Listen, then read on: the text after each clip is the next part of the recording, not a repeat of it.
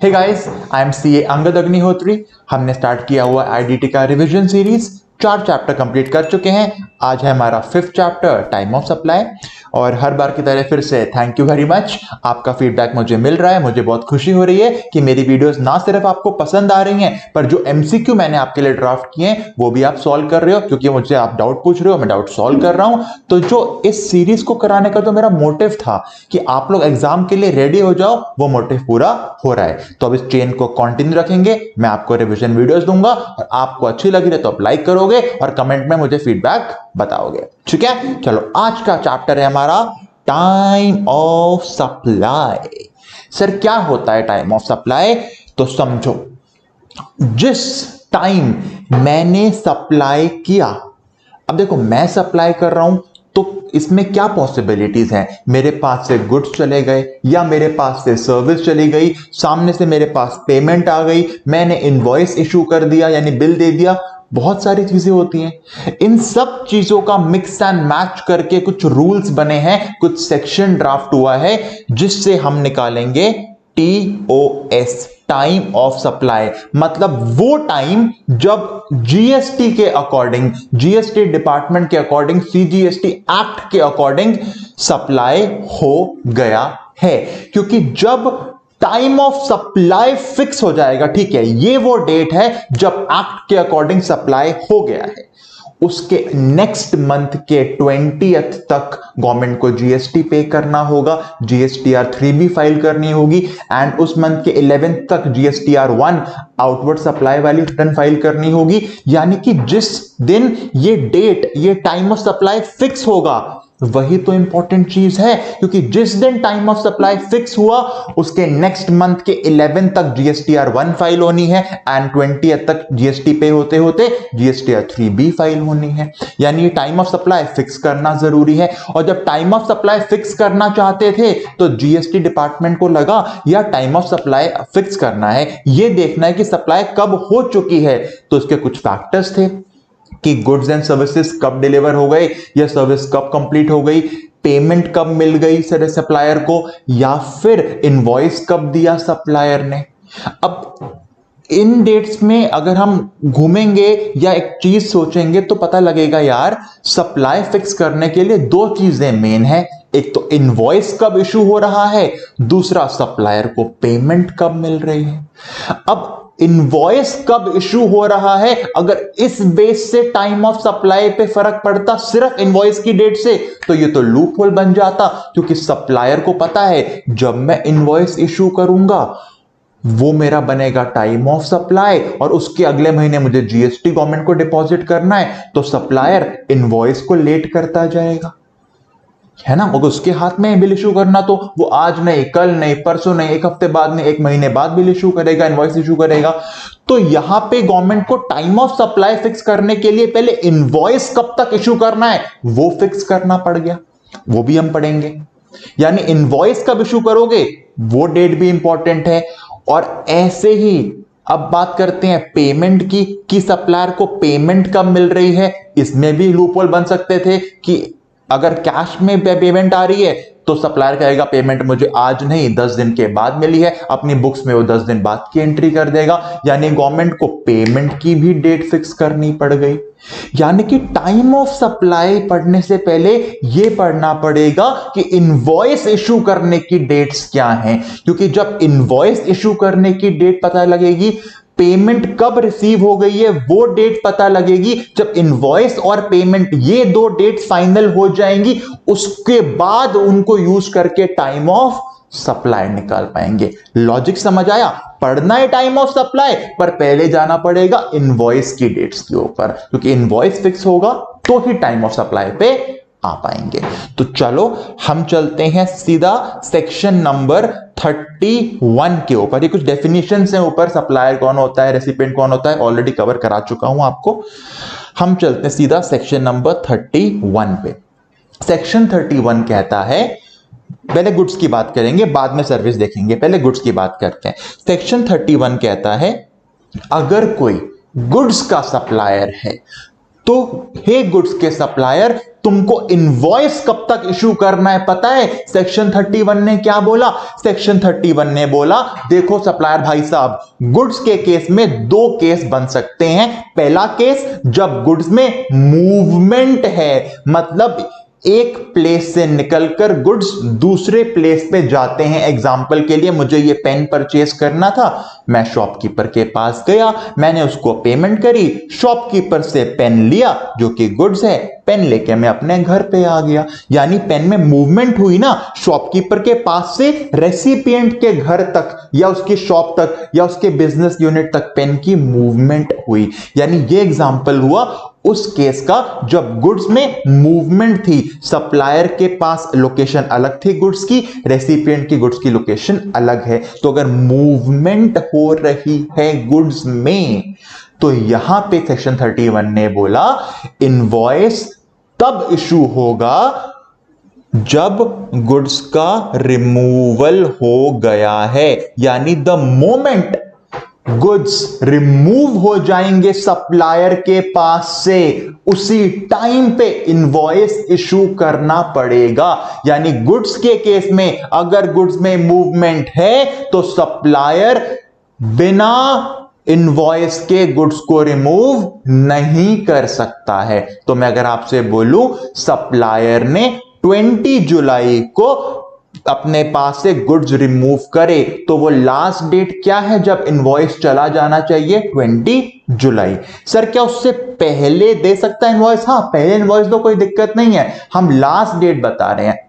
अगर 25 जुलाई 25 जुलाई को गुड्स का रिमूवल है तो 25 जुलाई से पहले कभी भी इनवॉइस इशू कर दो, कोई दिक्कत नहीं है।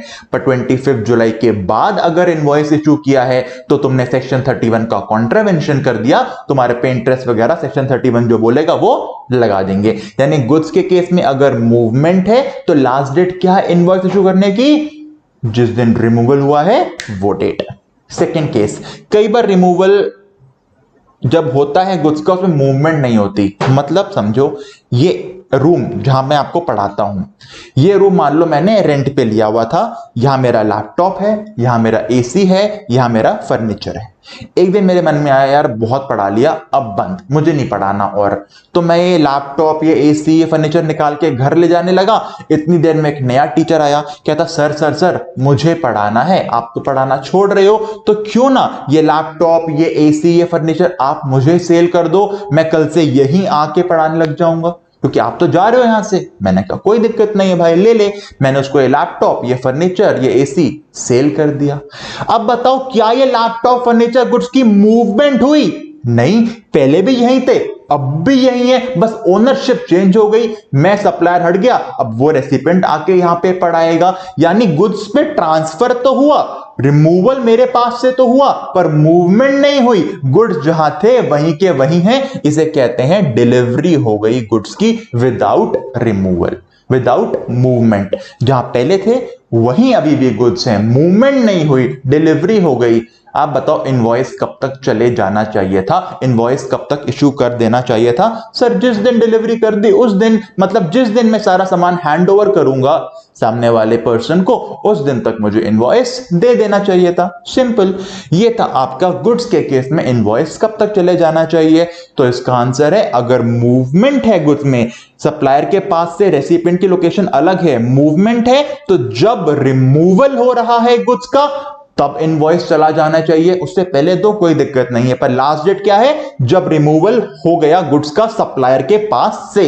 और अगर गुड्स में मूवमेंट नहीं है तो जब डिलीवरी कर रहा हूं मैं तब तक इनवॉइस चला जाना चाहिए था।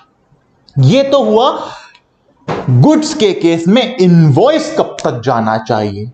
पर मैंने आपको बताया चैप्टर के स्टार्ट में, टाइम ऑफ सप्लाई दो फैक्टर पे डिपेंड करता है, इनवॉइस पे और पेमेंट पे। अब बात करते हैं सर पेमेंट कब मिली है सप्लायर को, वो भी चलो फिक्स कर लेते हैं। पेमेंट हो सकती है दो चीजों की, मतलब दो चीजों नहीं, दो फैक्टर्स होते हैं पेमेंट में। पहला क्या? पहला, मुझे पेमेंट मेरे बैंक अकाउंट में कब मिली। मैं example check and online payments का ले रहा हूं, कैश का नहीं। कैश में तो सिंपल है यार, जब बुक्स में एंट्री करूंगा वो हो जाएगा। ऑनलाइन पेमेंट मुझे आई तो उसमें दो चीजें होंगी। हो सकता है ना आज रेसिपिएंट ने मुझे चेक काट के दे दिया और मैंने चेक बैंक में डाला, 2 दिन के बाद चेक क्लियर हुआ, मेरे अकाउंट में पैसे क्रेडिट हो गए। अब यहां पे मैं कब मानूं पेमेंट? जब मुझे चेक मिला वो, जब मेरे बैंक अकाउंट में क्रेडिट हुआ वो, या जब मैंने बुक्स में लिख दिया ओके पेमेंट रिसीव्ड वो। तो यहां गवर्नमेंट ने बोला भाई साहब चेक आपको कब मिल रहा है वो तो हमको नहीं पता ना, हम कैसे ट्रैक कर पाएंगे? तो गवर्नमेंट ने बोला पेमेंट के केस में हम देखेंगे आपने बुक्स ऑफ अकाउंट्स में एंट्री कब करी है, बुक्स ऑफ अकाउंट में एंट्री कब करी है कि पेमेंट हो गई है, या आपके बैंक के अंदर पैसे कब क्रेडिट हो गए हैं वो, विच एवर इज अर्लियर। मतलब सप्लायर अपने बुक्स में कब रिकॉर्ड कर रहा है कि पेमेंट मिल गई है उसको, या फिर सप्लायर के बैंक अकाउंट में क्रेडिट कब हो गया अमाउंट वो, विच एवर इज अर्लियर को मान लिया जाएगा कि पेमेंट हो गई है। तो एग्जांपल देखते हैं जल्दी से इसका, एक सेकंड। हाँ, 15 अप्रैल को मैंने बुक्स में रिकॉर्ड कर लिया कि पेमेंट मुझे मिल गई है, पर एक्चुअल मेरे अकाउंट में कब आई थी पेमेंट? 18 अप्रैल को। जीएसटी डिपार्टमेंट क्या मानेगा पेमेंट कब आ गई है? विच एवर इज अर्लियर, 15 अप्रैल को। अगला केस देखते हैं, 25 मई को मैंने रिकॉर्ड किया कि पेमेंट मुझे मिल गई है, पर एक्चुअली 20 को ही पेमेंट मेरे अकाउंट में आ चुकी थी। जीएसटी वाले क्या मानेंगे पेमेंट कब आ गई? Which ever is earlier, 20th में। थर्ड केस, दोनों ही सेम डेट पे हो गए तो कोई भी मान लो, सेम ही निकल के आना है, 18 अगस्त। यानी पेमेंट की जब बात करूंगा तो क्या मानोगे पेमेंट कब मिल गई है? जिस दिन आपके अकाउंट में पैसे क्रेडिट हुए या जिस दिन आपने बुक्स में रिकॉर्ड किया, विच एवर इज अर्लियर। ये थी आपकी पेमेंट की डेट। तो गुड्स के केस में हमने दोनों फिक्स कर लिए दोस्तों। दोनों कैसे फिक्स कर लिए हमने? इनवॉइस की लास्ट डेट क्या है? जब गुड्स की डिलीवरी हो गई है, अगर मूवमेंट नहीं था तो, और मूवमेंट था तो रिमूवल हो गया फैक्ट्री से तो वो। और पेमेंट की डेट क्या मानी जाती है? जिस दिन मैंने बुक्स में रिकॉर्ड किया वो, या जिस दिन मेरे बैंक में एंट्री होगी, विच एवर इज अर्लियर। तो जल्दी बताओ, अगर 5 मई को गुड्स में रिमूवल हुआ, 5 मई को गुड्स का रिमूवल हुआ, इनवॉइस कब तक चले जाना चाहिए था? सर 5 मई तक, उसी दिन तक, उस दिन इनवॉइस चला गया। क्या टाइम पे है? अलाउड है? बिल्कुल टाइम पे है। सर 15 जून को मैंने गुड्स का रिमूवल किया, पर इनवॉइस ना मैंने कुछ दिन पहले ही दे दिया था, 7 जून तक चल जाएगा? बिल्कुल चल जाएगा। लास्ट डेट होती है इनवॉइस की रिमूवल, उससे पहले तो क्या दिक्कत है गवर्नमेंट को? लेट में दिक्कत है गवर्नमेंट को, क्योंकि अगर इनवॉइस लेट होगा तो गवर्नमेंट को लगता है कि इनवॉइस लेट कर रहा है मतलब कुछ झोल है, मतलब चीटिंग करना चाहता है। पहले तो कोई दिक्कत नहीं है। 15 को गुड्स रिमूव हुए तो 15 जून तक इनवॉइस दे सकता था, उसने पहले 7 जून को ही दे दिया, बिल्कुल अलाउड है। अगला केस देखो, 25 मई को गुड्स का रिमूवल हुआ, 25 मई तक इनवॉइस चला जाना चाहिए था, इनवॉइस 5 दिन लेट कर दिया, 30 मई को दिया। क्या अब अलाउड है? अब अलाउड नहीं है। अब सेक्शन 31 का कॉन्ट्रवेंशन हो गया है तो लेट फीस लग जाएगी। समझ आ गया? सेक्शन 31 ने क्या बोला? गुड्स के केस में इनवॉइस कब तक जाना चाहिए, और पेमेंट भी देख लिया हमने कब तक मानी जाएगी कि आ गई अब तक। अब इन दोनों का मिक्स एंड मैच करके हम पढ़ेंगे time of supply of goods, section number 12। हमने फिक्स कर लिया कि इनवॉइस कब तक जाना चाहिए था, और यह भी फिक्स कर लिया कि आपको पेमेंट कब मिली है, वो भी फिक्स कर लिया है ना। अब इन दोनों का यूज करके बताएंगे कि गुड्स के केस में टाइम ऑफ सप्लाई क्या बनेगा, क्योंकि जो टाइम ऑफ सप्लाई बन गया उसके अगले महीने की 11th तक जीएसटीआर 1 फाइल होगी और 20th तक जीएसटी पे होगी, जीएसटीआर 3B फाइल होगी। तो देखो क्या बोला, एक काम करो, पढ़ो मत, मुझसे एक्ट में पढ़ो, सुन लो। गुड्स के केस में टाइम ऑफ सप्लाई 2 क्वेश्चन पूछेगा आपसे। क्या क्वेश्चन पूछेगा? 2 क्वेश्चन। पहला क्वेश्चन, भाई साहब क्या इनवॉइस टाइम पे इशू हो गया था? क्या क्वेश्चन पूछा? भाई साहब क्या इनवॉइस टाइम पे इशू हो गया था? अगर हां तो इनवॉइस की डेट बन गई टाइम ऑफ सप्लाई। पहला क्वेश्चन क्या पूछा? क्या इनवॉइस टाइम पे इशू हो गया था? अगर हां तो इनवॉइस की डेट बन गई time of supply. Second question आपसे पूछा जाएगा, भाई साहब क्या इनवॉइस टाइम पे इशू नहीं हुआ था? मैंने कहा नहीं, लेट हो गया था इनवॉइस। तो अब बोला जाता है अगर इनवॉइस लेट हो गया था तो गुड्स कब रिमूव हुए थे, वो बन गया टाइम ऑफ सप्लाई। क्लियर? यानी कि गुड्स के केस में टाइम ऑफ सप्लाई क्या बनेगा? दो क्वेश्चन पूछेंगे आपसे, क्या इनवॉइस टाइम पे इशू हुआ था? हां, तो इनवॉइस की डेट बन गई time of supply. Second question आपसे पूछा जाएगा, सर क्या इनवॉइस टाइम पे इशू नहीं हुआ था? मैंने कहा नहीं, तो जब गुड्स रिमूव हुए थे या डिलीवरी हुई थी, अगर मूवमेंट नहीं है तो वो बन जाएगा time of supply. Sir payment का रोल ही नहीं आया? हां, पेमेंट का रोल नहीं आया क्योंकि एक नोटिफिकेशन आई थी 66/2017, याद करनी पड़ेगी। नोटिफिकेशन नंबर क्या है? 66/2017। इस नोटिफिकेशन ने बोला था गुड्स के केस में सिर्फ और सिर्फ गुड्स के केस में, वो भी फॉरवर्ड चार्ज वाले गुड्स, रिवर्स चार्ज की बात ही नहीं कर रहा। रिवर्स चार्ज का टाइम ऑफ सप्लाई अलग तरीका निकलता है, वो तो मैंने बताया नहीं है, सिर्फ गुड्स की बात कर रहा हूं। गुड्स के केस में, वो भी फॉरवर्ड चार्ज वाले गुड्स के केस में, हम पेमेंट को देखते ही नहीं है टाइम ऑफ सप्लाई निकालते हुए। हम पेमेंट को देखते ही नहीं है टाइम ऑफ सप्लाई निकालते हुए। यानी पेमेंट अगर एडवांस में आई हो तो भी फर्क नहीं पड़ता। यानी कि एमसीक्यू बनता है, नोटिफिकेशन 66/2017 क्या बोलती है? ये बोलती है गुड्स के केस में, वो भी सिर्फ फॉरवर्ड चार्ज वाले या नॉर्मल चार्ज वाले गुड्स में, अगर पेमेंट एडवांस में आई हो या बाद में आई हो या कभी भी आई हो, पेमेंट से मतलब ही नहीं है।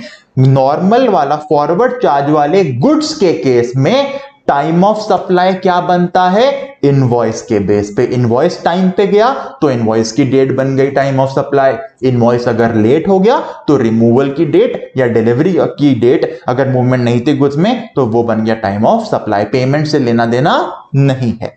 ठीक है सर, बढ़िया है। आओ क्वेश्चन दिखाता हूं मैं आपको। मुझे बताओ, कह रहा टाइम ऑफ सप्लाई निकाल के दो।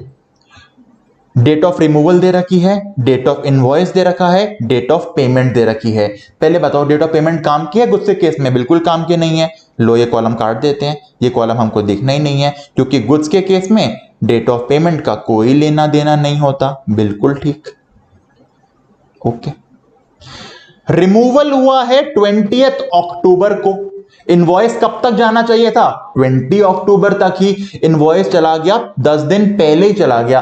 पहले जा सकता है, कोई दिक्कत है? पहले जा सकता है, यानी इनवॉइस टाइम पे गया, बिल्कुल टाइम पे गया। और इनवॉइस टाइम पे गया है तो क्या बनेगा? टीओएस, इनवॉइस की डेट, यानी कि 10 अक्टूबर। क्लियर? बिल्कुल सर। अगला देखते हैं। 20 अक्टूबर को रिमूवल हुआ तो 20 तक ही इनवॉइस जाना चाहिए था। इनवॉइस 20 को ही चला गया, बिल्कुल ठीक। इनवॉइस टाइम पे गया तो टीओएस क्या बनेगा? इनवॉइस की डेट, बिल्कुल ठीक। अगला, 20 अक्टूबर को रिमूवल हुआ पर इनवॉइस लेट हो गया, 25 को गया इनवॉइस। अब अगर इनवॉइस लेट हो गया तो टीओएस क्या बनेगा? रिमूवल की डेट, यानी कि 20 अक्टूबर। अगला, 15 अप्रैल को रिमूवल हुआ। इनवॉइस 15 अप्रैल तक चले जाना चाहिए था, इनवॉइस पहले ही चला गया 5 अप्रैल को। इनवॉइस टाइम पे गया है तो क्या बनेगा? टीओएस, इनवॉइस की डेट, यानी कि 5 अप्रैल। अगला केस देखो, 6 अगस्त को रिमूवल किया, उस दिन तक इनवॉइस चला जाना चाहिए था, उसी दिन इनवॉइस चला गया, यानी इनवॉइस टाइम पे है तो टीओएस क्या बनेगा? इनवॉइस की डेट, बिल्कुल। अगला देखो, 23 जुलाई को रिमूवल हुआ गुड्स का। 23 जुलाई तक इनवॉइस चला जाना चाहिए था पर इनवॉइस लेट हो गया, 15 अगस्त को इनवॉइस गया। अब इनवॉइस लेट हो गया तो टीओएस क्या बनता है? रिमूवल की डेट, यानी कि 23 जुलाई। क्लियर? कोई दिक्कत नहीं? सर गुड्स तो बहुत सिंपल है, पेमेंट देखनी नहीं है, सिर्फ गुड्स देखना है। इनवॉइस टाइम पे है तो इनवॉइस की डेट बन जाती है टीओएस, इनवॉइस लेट हो गया तो रिमूवल की डेट बन जाती है टीओएस, बिल्कुल ठीक। अगला देखो, आकाश ने गुड्स रिमूव किए 5 लाख रुपीस के 25 जून को। 25 जून को गुड्स रिमूव हो रहे हैं, इनवॉइस कब तक जाना चाहिए था? 25 जून तक ही। इनवॉइस गया 3 दिन पहले, 22 जून को, कोई दिक्कत नहीं है, पहले जा सकता है, यानी इनवॉइस टाइम पे है तो इनवॉइस की डेट बन जाएगी टाइम ऑफ सप्लाई। पेमेंट से मतलब होता ही नहीं है गुड्स के केस में, काट दो उसको। ठीक है सर। अगला देखो, गुड्स रिमूव हुए 30 जून को। 30 जून को गुड्स रिमूव हुए, 30 जून तक इनवॉइस चला जाना चाहिए था, इनवॉइस चला गया 30 जून को। पेमेंट एडवांस में आ गई थी पर पेमेंट से मतलब ही नहीं है। नोटिफिकेशन 66/2017 कहती है गुड्स के केस में एडवांस से मतलब ही नहीं होता, भूल जाओ, काट के फेंक दो। तो इनवॉइस टाइम पे गया तो इनवॉइस की डेट बन गई टाइम ऑफ सप्लाई 30 जून। अगला देखो, गुड्स रिमूव करे 8 जुलाई को, इनवॉइस पहले ही चला गया था, 2 जुलाई को इनवॉइस टाइम पे गया, इनवॉइस की डेट बन गई टाइम ऑफ सप्लाई, पेमेंट से लेना देना ही नहीं है। नोटिफिकेशन 66/2017 कहती है पेमेंट मत देखो। अगला केस देखो, लास्ट केस, गुड्स रिमूव हुए 18 अगस्त को, इनवॉइस गया लेट, 25 अक्टूबर को इनवॉइस लेट हो गया, तो अब रिमूवल की डेट पकड़ेंगे 18 अगस्त, वो हमारा बन जाएगा टाइम ऑफ सप्लाई, पेमेंट से लेना देना ही नहीं है। नोटिफिकेशन 66/2017 कहती है गुड्स के केस में टीओएस बनेगा हमेशा इनवॉइस की डेट पे या रिमूवल के ऊपर।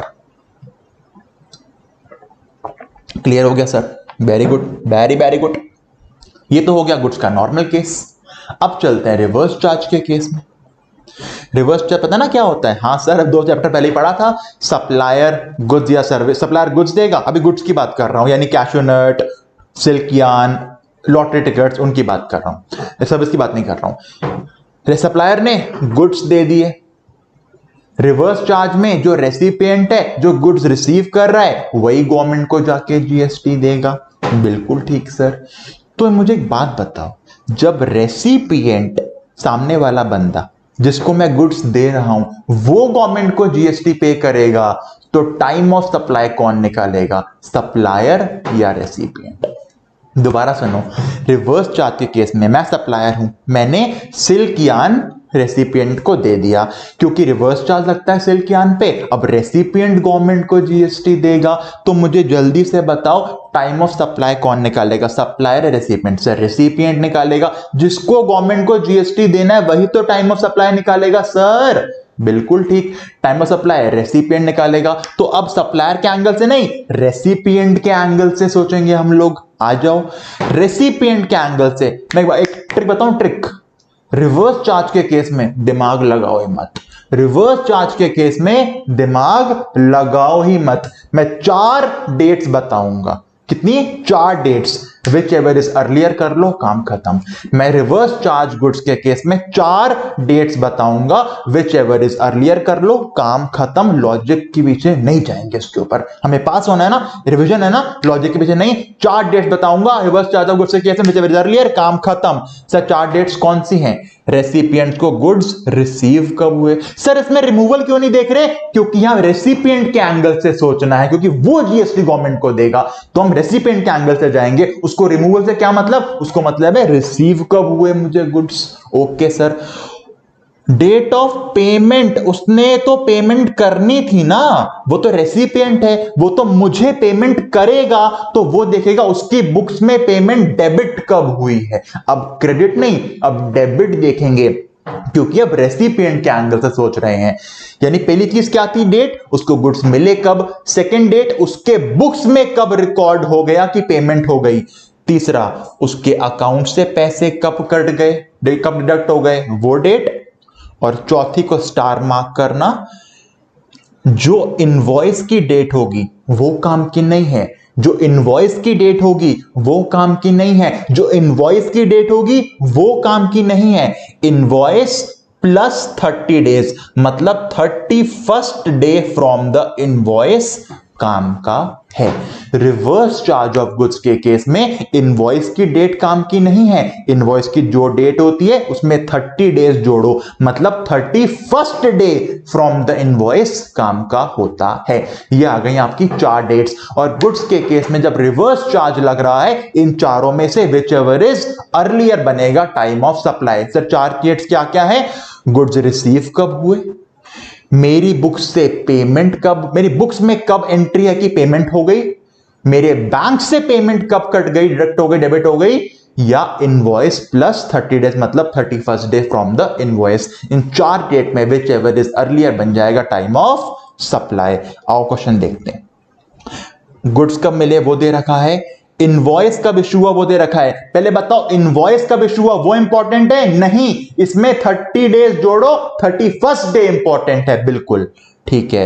पेमेंट कब हुई, मेरी बुक्स में रिकॉर्ड और मेरे अकाउंट से पैसे कब कट गए वो।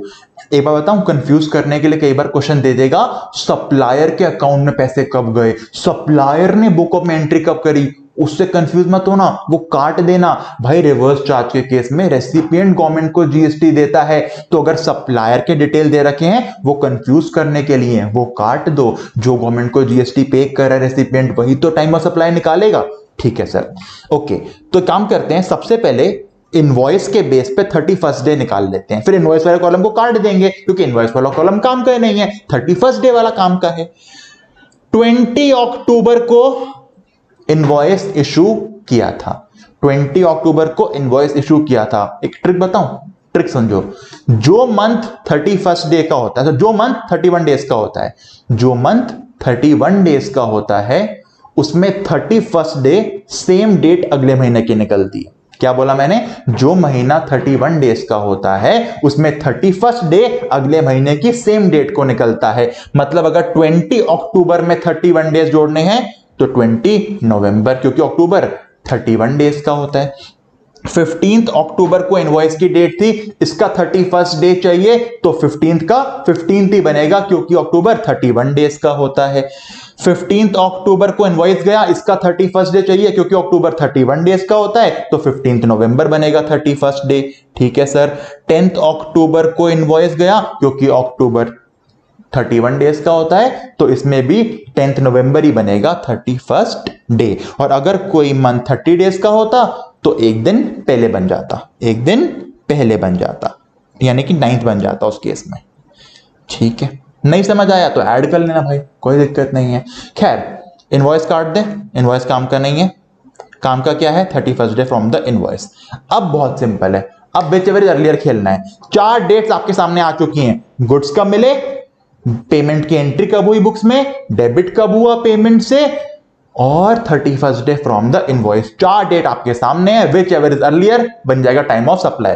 22 October, 20 November, 23 October, 25 October, whichever is earlier 22 October बन गया टाइम ऑफ सप्लाई। अगला देखो, 22 October, 15 November, 17 October, 18th, whichever is earlier 17 October. अगला 22 October, 15 November, 20 18th, whichever is earlier 18th October. अगला देखो 22 अक्टूबर, 10th नवंबर, 23rd, 25 11, इसका आ गया आपका answer 22 October, whichever is earlier. Simple, काम खत्म। ये था आपका रिवर्स चार्ज वाला गुड्स का। समझ आ गया? हाँ जी सर। बस याद रखना, इनवॉइस काम का नहीं है, 31st day from the invoice काम का है। ओके सर जी। अगला वाउचर।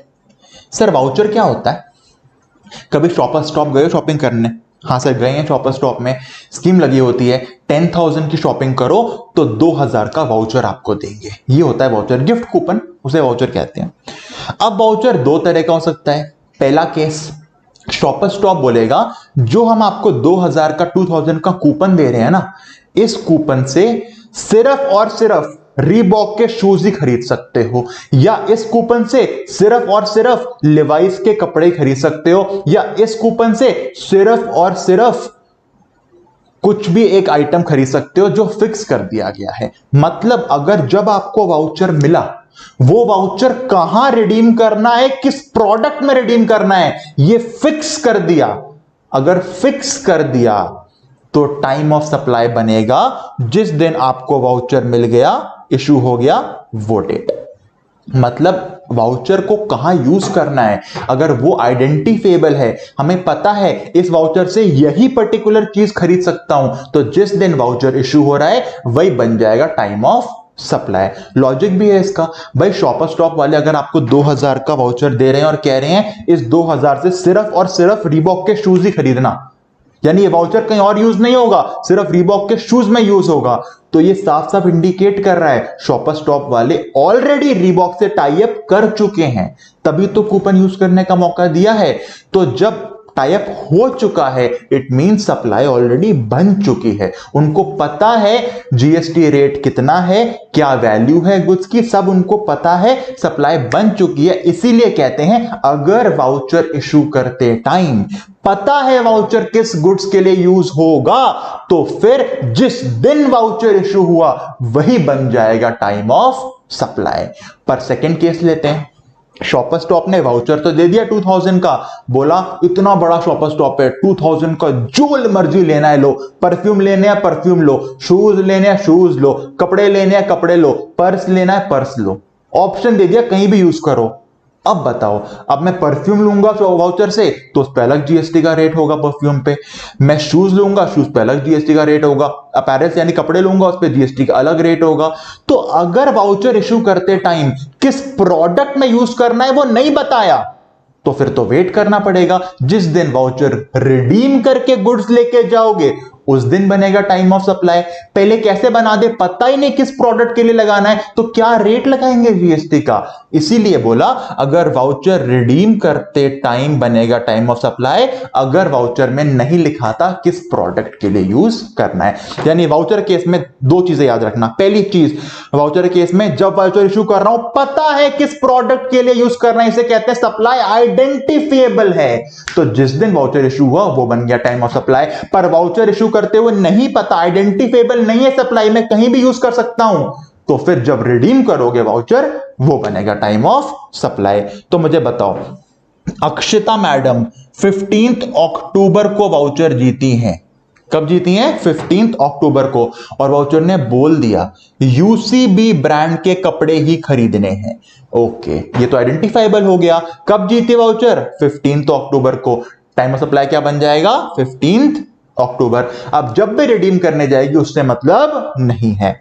अगला, मिस्टर आरव वाउचर जीते 8000 रुपीज का 15 जुलाई को अमेजॉन से, जो बहुत तरह के प्रोडक्ट में डील करती है। अरे ये तो बताया ही नहीं कि लेना क्या है, कुछ भी ले सकते हैं अमेजॉन से, मतलब और कुछ भी ले सकते हो तो क्या जीएसटी का रेट बनेगा पता नहीं। जब रिडीम करोगे वाउचर तब पता लगेगा।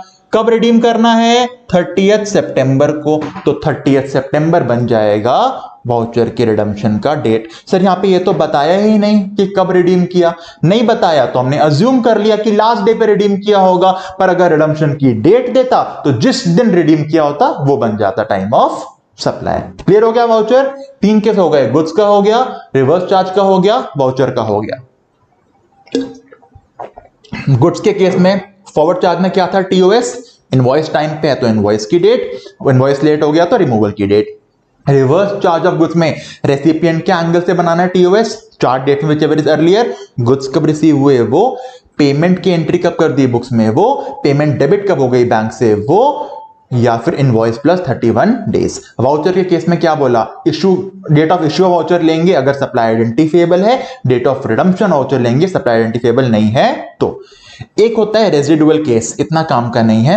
रेजिडुअल केस क्या आता है कि जीएसटी डिपार्टमेंट ने जब कभी आपको फ्यूचर में पकड़ लिया कि आपने चीटिंग करी हुई थी, ना इनवॉइस मिल रहा है, ना पेमेंट कब मिल रही है कुछ पता है, कुछ नहीं पता लग रहा।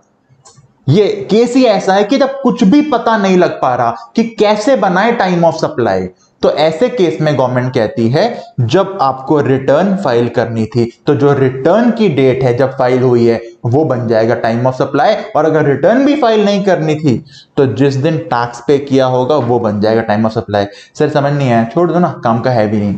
बस याद रखो, अगर एमसीक्यू बन जाए, सिर्फ एमसीक्यू बन सकता है इसके ऊपर कि कुछ भी पॉसिबल नहीं हो पा रहा कि कब बने टाइम ऑफ सप्लाई, तो जिस दिन रिटर्न फाइल करी होगी वो डेट या जिस दिन पेमेंट करी होगी वो डेट, खत्म, बन जाएगा टीओएस। इस पॉइंट के डीप में नहीं जाएंगे। हाँ, अगला पॉइंट देखते हैं, इंटरेस्ट, लेट फीस, ये क्या होता है समझो। मैंने किसी को एक लैपटॉप सेल किया, क्रेडिट सेल करी, उधार पे सेल करी, लैपटॉप मैंने सेल किया 1 लाख रुपीस का। आज मैंने किसी को लैपटॉप सेल किया, आज मान लेते हैं 25 जुलाई, 25 जुलाई को मैंने लैपटॉप सेल किया क्रेडिट पे। मुझे पेमेंट आए ना आए फर्क पड़ता है? बिल्कुल फर्क नहीं पड़ता सर। गुड्स के केस में देख चुके हैं, जिस दिन रिमूवल हुआ आपके पास से लैपटॉप गया उस दिन बन जाएगा टाइम ऑफ सप्लाई। इनवॉइस दो या ना दो, इनवॉइस आज दिया तो आज टीओएस बन जाएगा, इनवॉइस कल करूंगा तो रिमूवल आज हो गया, आज टीओएस बन जाएगा। अभी देखा ना, रिमूव हो गया तो बन गया टीओएस, 1 लाख का टीओएस तो बन गया। इस पे जीएसटी गवर्नमेंट को मुझे खुद अपनी पॉकेट से देना पड़ेगा। मैंने सामने वाले को बोला था भाई 3 महीने पेमेंट कर दियो, वो लेट हो गया, वो 4 महीने के बाद पेमेंट करने आया, मैं उसे इंटरेस्ट चार्ज करूंगा।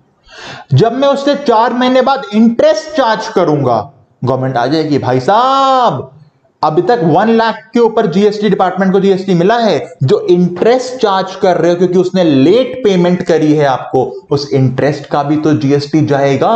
मैंने कहा उसका भी जाना चाहिए। तो अब लॉजिक से बताओ, जो इंटरेस्ट मुझे मिल रहा है लेट पेमेंट का, उसका जीएसटी कब तक डिपॉजिट होना, उसका टीयूएस क्या बनना चाहिए? जिस दिन मुझे इंटरेस्ट मिला वो। क्योंकि मैं पहले कैसे बता सकता हूं कि पेमेंट लेट ही करेगा मुझे या कब पेमेंट करेगा मुझे? तो अगर कोई लेट फीस है या इंटरेस्ट ऑन लेट पेमेंट है, जब आपको मिलता है, जिस दिन सप्लायर को मिलता है उस दिन वो बन जाता है टाइम ऑफ सप्लाई। यानी हमारे एग्जांपल के केस में अगर 1 लाख का लैपटॉप था जो मैंने 25 जुलाई को सेल किया, तो 1 लाख का टीओएस क्या बन गया? 25 जुलाई। पर क्योंकि लेट पेमेंट हुई, उसने मुझे 1,05,000 पे करे 4 महीने के बाद। 1 लाख का जीएसटी ऑलरेडी जा चुका है गवर्नमेंट के पास। जो 5,000 लेट इंटरेस्ट है, इस 5,000 का टीओएस क्या बनेगा? जब मुझे मिला वो डेट। क्लियर? ठीक है, ओके सर। सर्विस बाद में देखेंगे, अब चलते हैं continuous supply of goods. Sir continuous supply of goods क्या होती है अभी बताता हूं। आजा आजा आजा, देखो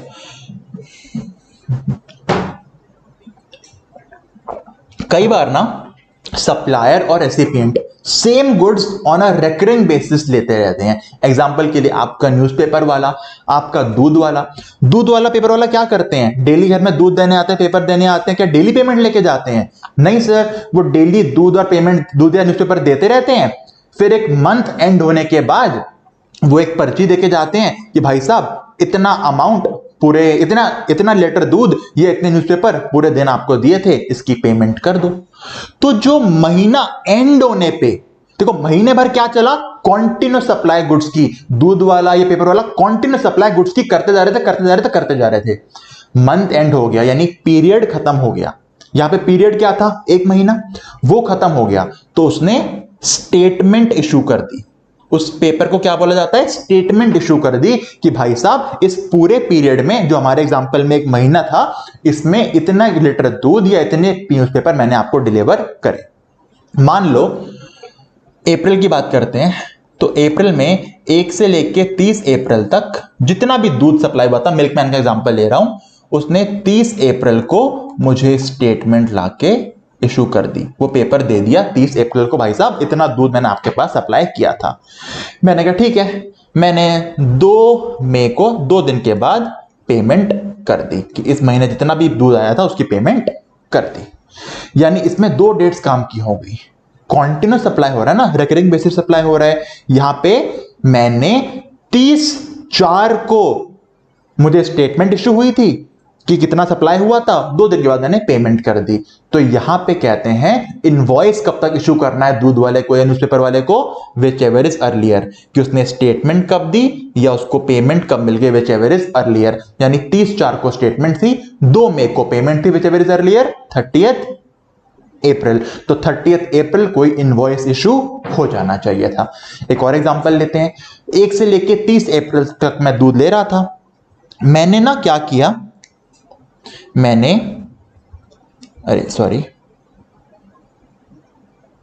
कहां गया, मैंने 30th का वेट ही नहीं किया। मुझे सैलरी मिल गई मान लो जल्दी, तो मैंने 28 अप्रैल को ही उसको बोला भाई साहब मैं और वेट नहीं कर रहा, एक काम करो पूरे महीने के पैसे 28 तारीख को ही ले लो। 28 अप्रैल को ही मैंने उसको पेमेंट कर दी। उसने बोला भाई साहब अभी तो मैंने आपका हिसाब नहीं बना रखा, मैं कल आके हिसाब बना के जाता हूं। वो कल नहीं आया, वो 30 अप्रैल को आया, स्टेटमेंट इशू कर गया। पेमेंट मैं 28 तारीख को ही कर चुका हूं। तो यहां पे कहते हैं टाइम ऑफ सप्लाई बनेगा जिस दिन उसने स्टेटमेंट दी या जिस दिन उसको पेमेंट मिल गई, विच एवर इज अर्लियर। तो इस केस में पेमेंट कब आ गई? 28 को। तो इनवॉइस भी कब दे देना चाहिए था? 28 अप्रैल को। यानी कि कॉन्टिन्यूअस सप्लाई के केस में वो स्टेटमेंट कब इशू कर रहा है, पूरे पीरियड में कितनी सप्लाई करी है उसकी, या उस पीरियड की पेमेंट कब मिल रही है उसको, विच एवर इज अर्लियर। जो पहले हो गया उस दिन बन जाएगा टाइम ऑफ सप्लाई। ठीक है, सॉरी उस दिन हो जाएगा इशू, सॉरी मैं गलत क्या गया, उस दिन हो जाएगा इशू इनवॉइस। यानी इनवॉइस कब इशू होता है कॉन्टिन्यूअस सप्लाई ऑफ गुड्स में? स्टेटमेंट कब हुई या पेमेंट कब रिसीव हुई, विच एवर इज अर्लियर। ठीक है, अब बताओ टाइम ऑफ सप्लाई कैसे निकालेंगे? Simple, whichever is early का formula. Continuous supply of goods के केस में टाइम ऑफ सप्लाई क्या बनता है? देखो, इनवॉइस कब दिया, स्टेटमेंट कब इश्यू हुई, या पेमेंट कब मिली, विच एवर इज अर्लियर। दिमाग लगाना ही नहीं है। जैसे आरसीएम वाला केस था, बिल्कुल ऐसा ही केस है। कॉन्टिन्यूस सप्लाई ऑफ गुड्स के केस में टीयूएस क्या बनेगा? Which ever is earlier. Invoice कब हुआ, इनवॉइस कब इशू हुआ, स्टेटमेंट कब मिली, पेमेंट कब आई, विच एवर इज अर्लियर। आओ क्वेश्चन देखो। एबी ऑयल कॉर्पोरेशन ने कॉन्ट्रैक्ट किया मिस्टर बी के साथ कि हम आपको ऑयल इशू करेंगे थ्रू आउट द ईयर। अब पूरे साल अगर इशू हो रहा है ऑयल, मतलब कॉन्टिन्यूस सप्लाई बन गई। अब मैं बताऊं, गुड्स के केस में कॉन्टिन्यूस सप्लाई कब बनती है? देखो,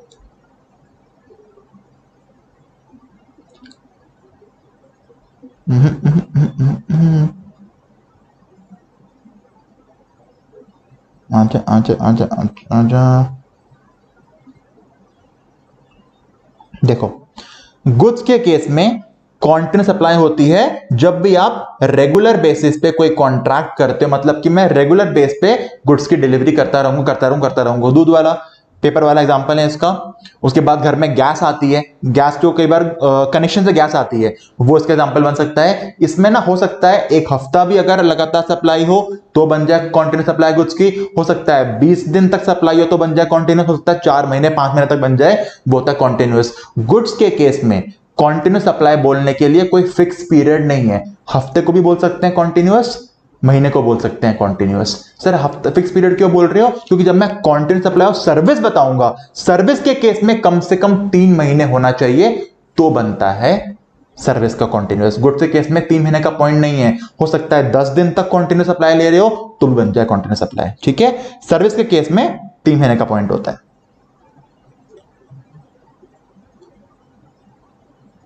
क्वेश्चन पे आते हैं। टाइम ऑफ सप्लाई तो सिंपल है। टाइम ऑफ सप्लाई कहता है कॉन्टिन्यूस सप्लाई है गुड्स का तो 3 डेट में विचएवर इज अर्लियर कर दो। कौन सी 3 डेट्स हैं? इनवॉइस कब गया, स्टेटमेंट कब गई, पेमेंट कब गई। तो यहां पे देखो, ऑयल सप्लाई करना था पूरे 1 साल तक तो बन गया कॉन्टिन्यूस। ऑयल कॉर्पोरेशन ने मंथली स्टेटमेंट इशू करी है, ठीक है। आओ 2 केस देखते हैं। पहला केस, मिस्टर बी ने पेमेंट कर दी 31 जुलाई को, इनवॉइस नहीं आया, स्टेटमेंट इशू हो गई 8 अगस्त को। इनवॉइस की डेट दे ही नहीं रखी, कोई बात नहीं, भूल जाओ, सिंपल। 2 डेट दे रखी, 31 July 8 August, whichever is earlier. हमको क्या देखना था? इनवॉइस की डेट, स्टेटमेंट की डेट, पेमेंट की date, whichever is earlier. तो 31 जुलाई 8 अगस्त पहले क्या आता है? 31 जुलाई। लो जी, सिंपल हो गया पॉइंट। ठीक है सर, अगला बताओ। ऑयल कॉर्पोरेशन ने स्टेटमेंट दी 5 सितंबर को, पेमेंट 30 तक भी नहीं आई, कोई दिक्कत नहीं है, स्टेटमेंट तो पहले आ गई ना। Invoice, statement, payment, whichever is earlier. Statement 5 सितंबर बन गया टाइम ऑफ सप्लाई। क्लियर? ठीक है सर, अगला एग्जांपल देख लेते हैं। इन डेट्स में गुड्स रिमूव हुए हैं, काम का ही नहीं है रिमूवल, हमें काम का क्या है? Statement, invoice, payment. Statement 1/11, payment 5/11, invoice 1/11, which ever is earlier 1/11। Statement 3 नवंबर को, पेमेंट 6 नवंबर को, इनवॉइस 2 नवंबर को, which ever is earlier sir 2 November. Clear? Statement 2 नवंबर को, पेमेंट पहले ही आ गई थी 28 अक्टूबर को, invoice 4 November, which is earlier 28 October. Continuous supply में नोटिफिकेशन 66/2017 मत लगा देना, वो सिर्फ फॉरवर्ड चार्ज ऑफ गुड्स के केस में लगती है, ना रिवर्स चार्ज में लगी थी ना यहां लगेगी। ठीक है, नोट कर लेना वीडियो पॉज करके कि notification 66/2017 continuous supply of goods में नहीं लगती, ना रिवर्स चार्ज गुड्स में लगती है, सिर्फ नॉर्मल केस में लगती है। अच्छा, गुड्स का last case, goods sent on return basis, approval basis. कई बार क्या होता है, गुड्स का मैं रिमूवल तो कर देता हूं पर सप्लाई नहीं बनता। एग्जांपल के लिए मैं यहां पढ़ा रहा था, एक दिन एक कैमरा वाला सेलर आया, उसने बोला सर हमारा कैमरा यूज करो, बहुत अच्छा कैमरा है। मैंने कहा मैं कैमरा ऑलरेडी यूज कर रहा हूं। उसने बोला करो तो हमारा कैमरा यूज, एक काम करो, पीछे पड़ गया मेरे वो, कहता सर एक काम करो, मेरा कैमरा अभी आप रख लो, 10-12 दिन यूज करो, अच्छा लगा तब खरीदना। मैंने कहा ठीक है, दे जा, फ्री में देके जा रहा है। वो कैमरा रख गया, मैंने 10-12 दिन यूज किया, मुझे बढ़िया लगा कैमरा उसका। मैंने 12 दिन के बाद उसे फोन कर, हाँ भाई मुझे कैमरा पसंद है, मैं अपना एक्सेप्टेंस दे रहा हूं, मुझे तेरा कैमरा चाहिए, ये ले तेरी पेमेंट। मैंने पेमेंट कर दी। इसे कहा जाता है goods sent on return basis या अप्रूवल बेसिस। जब वो मुझे कैमरा देने आया तब सप्लाई नहीं हुई थी क्योंकि मैंने हाँ नहीं बोला था, मैंने एक्सेप्टेंस नहीं दी थी, उसने मेरी एक्सेप्टेंस का वेट किया। तो अगर ऐसे कोई गुड्स हैं जो एक्सेप्ट हो गए तो बिक जाएंगे, नहीं एक्सेप्ट हुए तो वापस आ जाएंगे। इन्हें कहा जाता है goods sent on return basis या अप्रूवल बेसिस, जिसमें रेसिपिएंट की अप्रूवल का वेट होता है। तो इस केस में पहले बताओ इनवॉइस कब तक जाना चाहिए था? सिंपल चीज, जब रेसिपिएंट अप्रूवल दे दे, एक्सेप्टेंस दे दे, उस दिन इनवॉइस जाएगा, क्योंकि जब तक वो एक्सेप्टेंस ही नहीं देगा तब तक सप्लाई नहीं बनेगी। पर यहां तो लूपहोल बन जाता, क्योंकि अगर एक्सेप्टेंस ना मिलने तक इनवॉइस इशू ना करना हो तो टाइम ऑफ सप्लाई तो बहुत डिले हो जाएगा, क्योंकि टाइम ऑफ सप्लाई इनवॉइस पे इशू होता है, मतलब उसके बेस पे बनता है। तो यहां गवर्नमेंट को लगा यार तो लूपहोल बना लेंगे लोग, ये तो कहेंगे सालों सालों तक एक्सेप्टेंस नहीं आ रही और कैश में ट्रांजैक्शन करके जीएसटी बचा लेंगे। तो यहां गवर्नमेंट ने बोला देखो भाई साहब, goods sent on approval basis पे हम मानते हैं कि आपको एक्सेप्टेंस का इंतजार है। अगर एक्सेप्टेंस रिमूवल से 6 महीने में आ गई, अगर एक्सेप्टेंस रेसिपिएंट की साइड से गुड्स रिमूवल के 6 महीने के अंदर आ गई, तो जिस दिन एक्सेप्टेंस आई उस दिन इनवॉइस इशू कर देना। क्या बोला मैंने? गुड्स रिमूवल से 6 महीने के अंदर अंदर अगर एक्सेप्टेंस आ गई रेसिपिएंट की साइड से, तो जब एक्सेप्टेंस आई वो बनेगा आपका इनवॉइस इशू करने की डेट। पर अगर 6 महीने निकल गए, रिमूवल के बाद 6 महीने निकल गए, एक्सेप्टेंस आ ही नहीं रही, अब कोई झोले भाई साहब, गवर्नमेंट कह रही है, तो जब 6 महीने खत्म हो गए वो डेट बन जाएगी आपकी इनवॉइस इशू करने की लास्ट डेट। यानी अगर goods sent on approval basis है तो इनवॉइस कब तक इशू हो जाना चाहिए था? अगर 6 महीने के अंदर एक्सेप्टेंस आ गई तो एक्सेप्टेंस की डेट, एक्सेप्टेंस नहीं आई 6 महीने तक तो जिस दिन रिमूवल से 6 महीने खत्म हो गए वहां तक इनवॉइस चला जाना चाहिए था। ठीक है सर, और टाइम ऑफ इनवॉइस क्या बनेगा? वही सेम, इनवॉइस अगर टाइम पे है तो इनवॉइस की डेट, वरना 6 महीने जब खत्म हो गए वो डेट। आओ क्वेश्चन दिखाता हूं उसका मैं आपको, देखो। रिमूवल हुआ है गुड्स का 1 नवंबर को, कैमरा वाला बंदा 1 नवंबर को मुझे कैमरा देके चला गया कि यूज करो भाई साहब। मैंने 15/11 को एक्सेप्टेंस दे दिया कि हाँ मुझे कैमरा अच्छा लगा, मैं खरीद रहा हूं।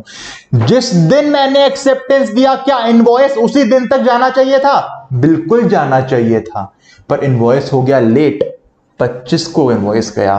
टाइम ऑफ सप्लाई क्या बोलता है? या तो डेट ऑफ इनवॉइस, या फिर अगर इनवॉइस टाइम पे नहीं है तो जब तक इनवॉइस चले जाना चाहिए था वो।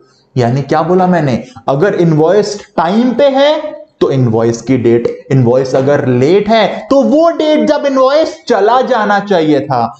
यहां बताओ 15/11 को मैंने एक्सेप्टेंस दे दी, इनवॉइस कब तक जाना चाहिए था? 15/11 तक। इनवॉइस हो गया लेट, तो टीयूएस क्या बनेगा? 15/11, जब तक इनवॉइस चला जाना चाहिए था। पेमेंट मत देखो, पेमेंट देखते नहीं है, क्योंकि चाहे अप्रूवल बेसिस हो, है तो फॉरवर्ड चार्ज ही। सर मतलब कैमरामैन मुझे कैमरा देके गया, चाहे मैं 1 महीने बाद एक्सेप्टेंस दूंगा, जीएसटी तो वही गवर्नमेंट को देगा ना सप्लायर, कैमरा पे रिवर्स चार्ज तो आता नहीं है। यानी इस केस में भी 66/2017 लगेगा।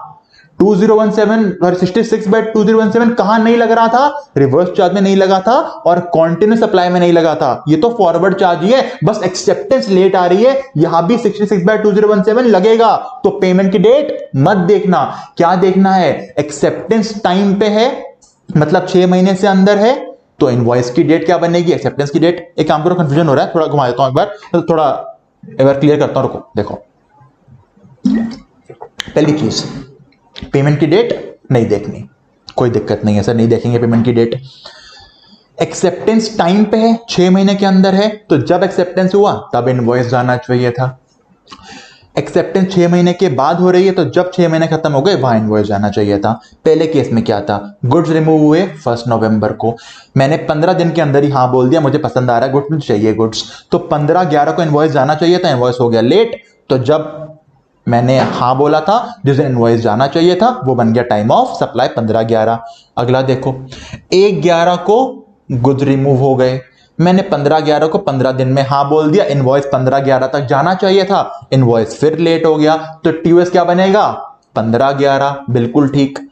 सर पेमेंट तो बंदे ने 12 तारीख को कर दी, एडवांस पेमेंट कर दी, पर गुड्स के केस में फॉरवर्ड चार्ज ही तो है, पेमेंट नहीं देखते, नोटिफिकेशन 66/2017 रोक देती है हमको। ठीक है, तो याद करने का तरीका मिल गया।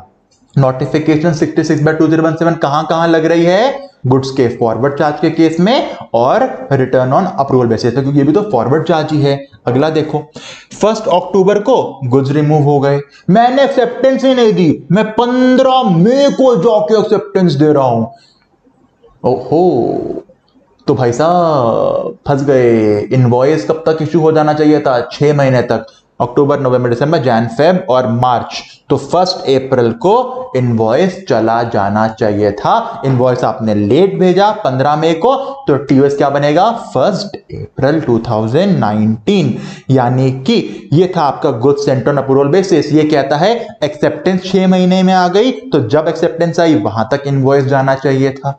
एक्सेप्टेंस 6 महीने तक नहीं आई, तो जहां 6 महीने खत्म हो गए रिमूवल से, वहां इनवॉइस जाना चाहिए था। अब टीओएस क्या बनेगा? इनवॉइस टाइम पे गया तो इनवॉइस की डेट बनेगी time of supply. Invoice late हो गया तो वो लास्ट डेट जब इनवॉइस चला जाना चाहिए था, यानी कि ड्यू डेट, वो बनेगी टाइम ऑफ सप्लाई। पेमेंट से लेना देना नहीं है, क्योंकि नोटिफिकेशन 66/2017 रोक देती है। ये थे आपके सारे गुड्स के केस। सर सब कुछ घूम गया, क्या करूं? आओ चार्ट दिखाता हूं। कुछ नहीं घूमेगा बच्चे, टेंशन ना लो, हमारे होते हुए कुछ नहीं घूमने देंगे तुम्हारे माइंड के अंदर हम। सेक्शन 12, ये देखो,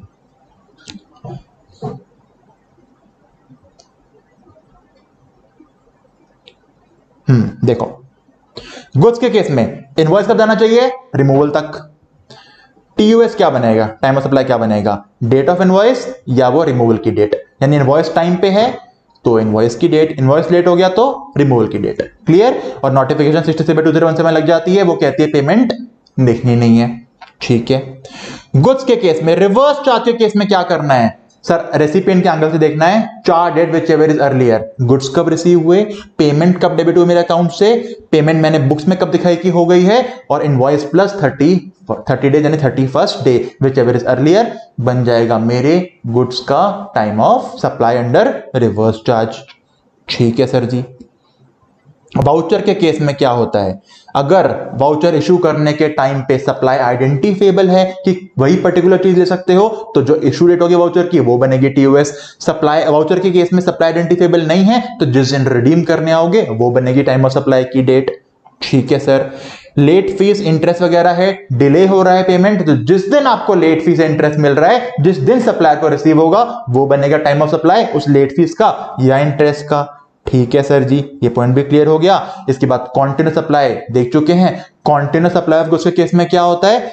इशू ऑफ इनवॉइस की डेट, स्टेटमेंट की डेट, पेमेंट की date whichever is earlier बन जाता है टाइम ऑफ सप्लाई। और goods sent on approval basis में क्या होता है? अगर एक्सेप्टेंस 6 महीने के अंदर आ गई है रिमूवल से, तो जिस दिन एक्सेप्टेंस आई वो बनेगी इनवॉइस की डेट, और एक्सेप्टेंस 6 महीने के बाद अगर हुई है तो जहां 6 महीने खत्म हो गए रिमूवल से, वो बनेगी इनवॉइस की डेट। और एक बार इनवॉइस की डेट फिक्स कर ली आपने, तो अब आ जाओ time of supply. Time of supply क्या बनता है? इनवॉइस टाइम पे गया तो इनवॉइस की डेट बनती है टीओएस। इनवॉइस अगर लेट हो गया तो ड्यू डेट क्या थी? इनवॉइस कब तक इनवॉइस चले जाना चाहिए था, वो बनता है टाइम ऑफ सप्लाई। अगर नोट्स पे लेके आऊं तो देखो चैप्टर के एंड में मैंने बहुत प्यारे चार्ट्स दिए हैं बच्चे। अब ये चार्ट देखते हैं।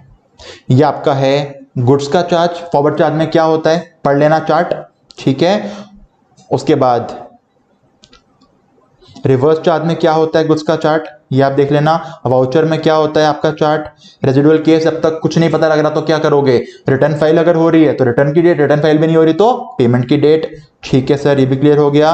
सारे चार्ट मैंने एंड में दे रखे हैं, ये आगे जाके एक बार देख लेना। ठीक है, ठीक है। आप स्टार्ट करते हैं सर्विसेज का। मैं आपसे एक रिक्वेस्ट करूंगा दोस्तों, सर्विस पे जाने से पहले एक बार वीडियो पॉज करो, जितने एग्जांपल कराए ना कुछ के सारे एक बार सॉल्व कर लो, और एक चार्ट्स को एक बार रीडिंग कर लो, वरना डेट्स में खो जाओगे। एक्सपीरियंस से बता रहा हूं, खो जाओगे। तो वीडियो पॉज करो, जितने एग्जांपल अभी तक कराए हैं सब सॉल्व करो, उसके बाद सर्विस पे जाओ। ठीक है, चलो अब स्टार्ट करते हैं हम लोग सर्विसेज का। चलो अब बात करते हैं सर्विसेज के लिए। सबसे पहले जाना पड़ेगा वापस सेक्शन नंबर 31 पे, क्योंकि अगर सर्विस के केस में टाइम ऑफ सप्लाई निकालना है, पहले इनवॉइस तो फिक्स करना पड़ेगा सर्विस का भी। तो सर्विस के केस में ऐसा नहीं है कि जब आपने सर्विस कंप्लीट कर दी तभी आपको इनवॉइस देना है, नहीं। सर्विस के केस में हम आपको 30 डेज एक्स्ट्रा देते हैं, ये गवर्नमेंट कहती है। यानी सर्विसेज जब आपकी कंप्लीट हो गई, कंप्लीशन को बोला जाता है प्रोविजन। क्या बोलते हैं कंप्लीशन को? प्रोविजन। तो जब आपकी सर्विसेज कंप्लीट हो गई, वहां से 30 डेज का टाइम मिलता है इनवॉइस इशू करने के लिए। और अगर कोई बैंकिंग कंपनी है या फाइनेंशियल इंस्टीट्यूशन है जो सर्विसेज दे रहा है, तो मिलते हैं 45 days from the completion of service.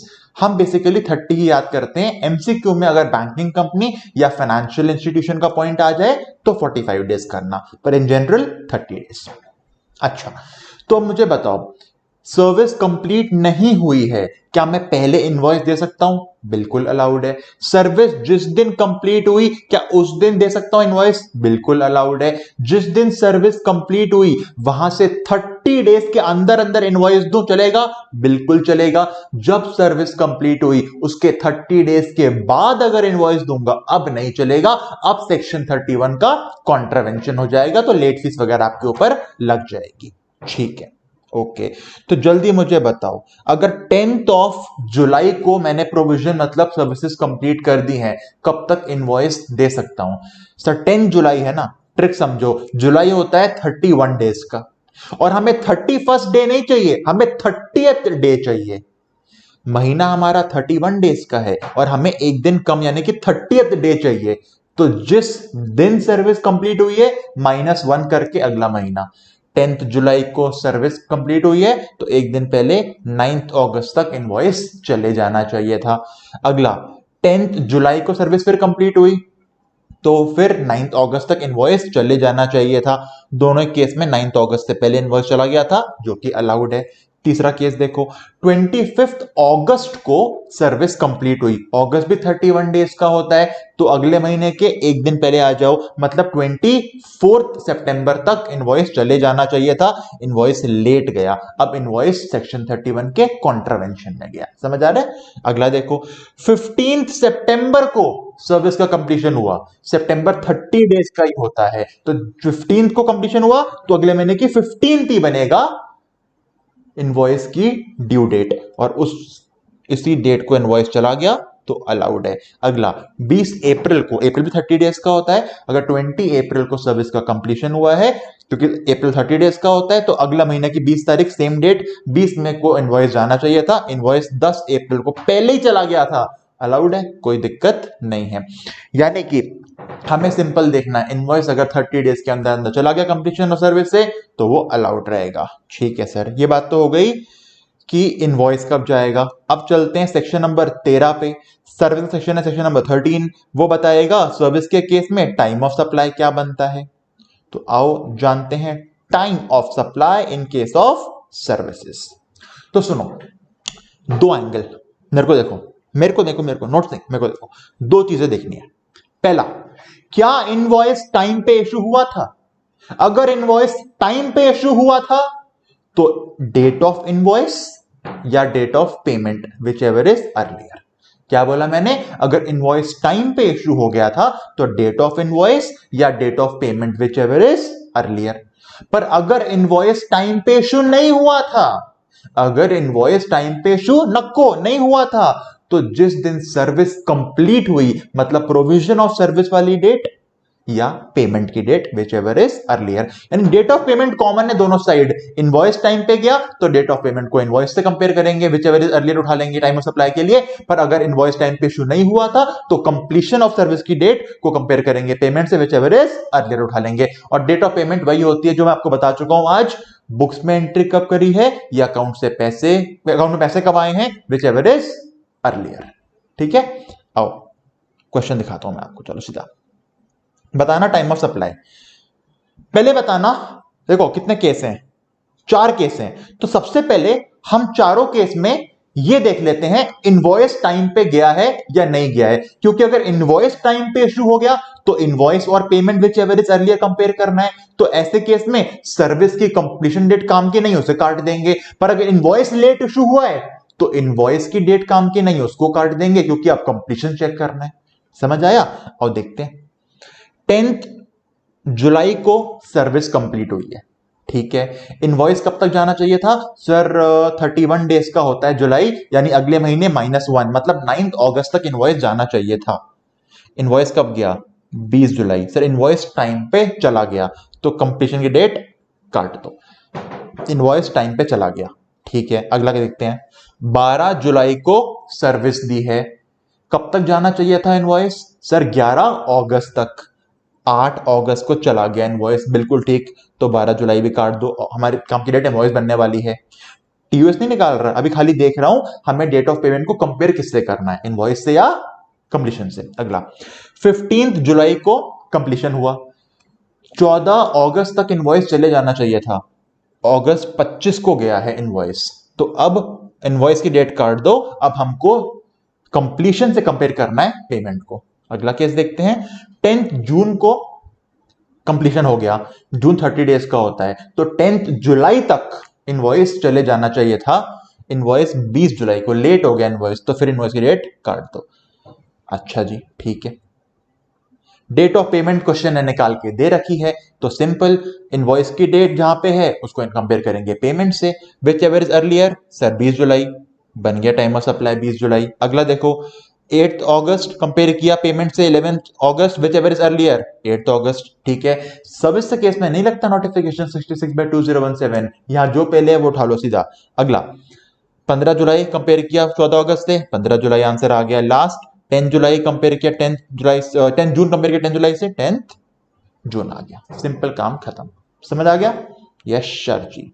Sorry sorry sorry sorry, एक चीज हो गई है, लास्ट केस में अच्छे देखना, सर्विस कंप्लीशन हुआ था 10th ऑफ जून को, पेमेंट आई है 5th ऑफ जून को, तो इसे काट के आप कर दो 5th ऑफ जून। लॉजिक मैंने ठीक दिया हुआ है, वो मिसप्रिंट हो गया था, 10th नहीं है 5th जून है।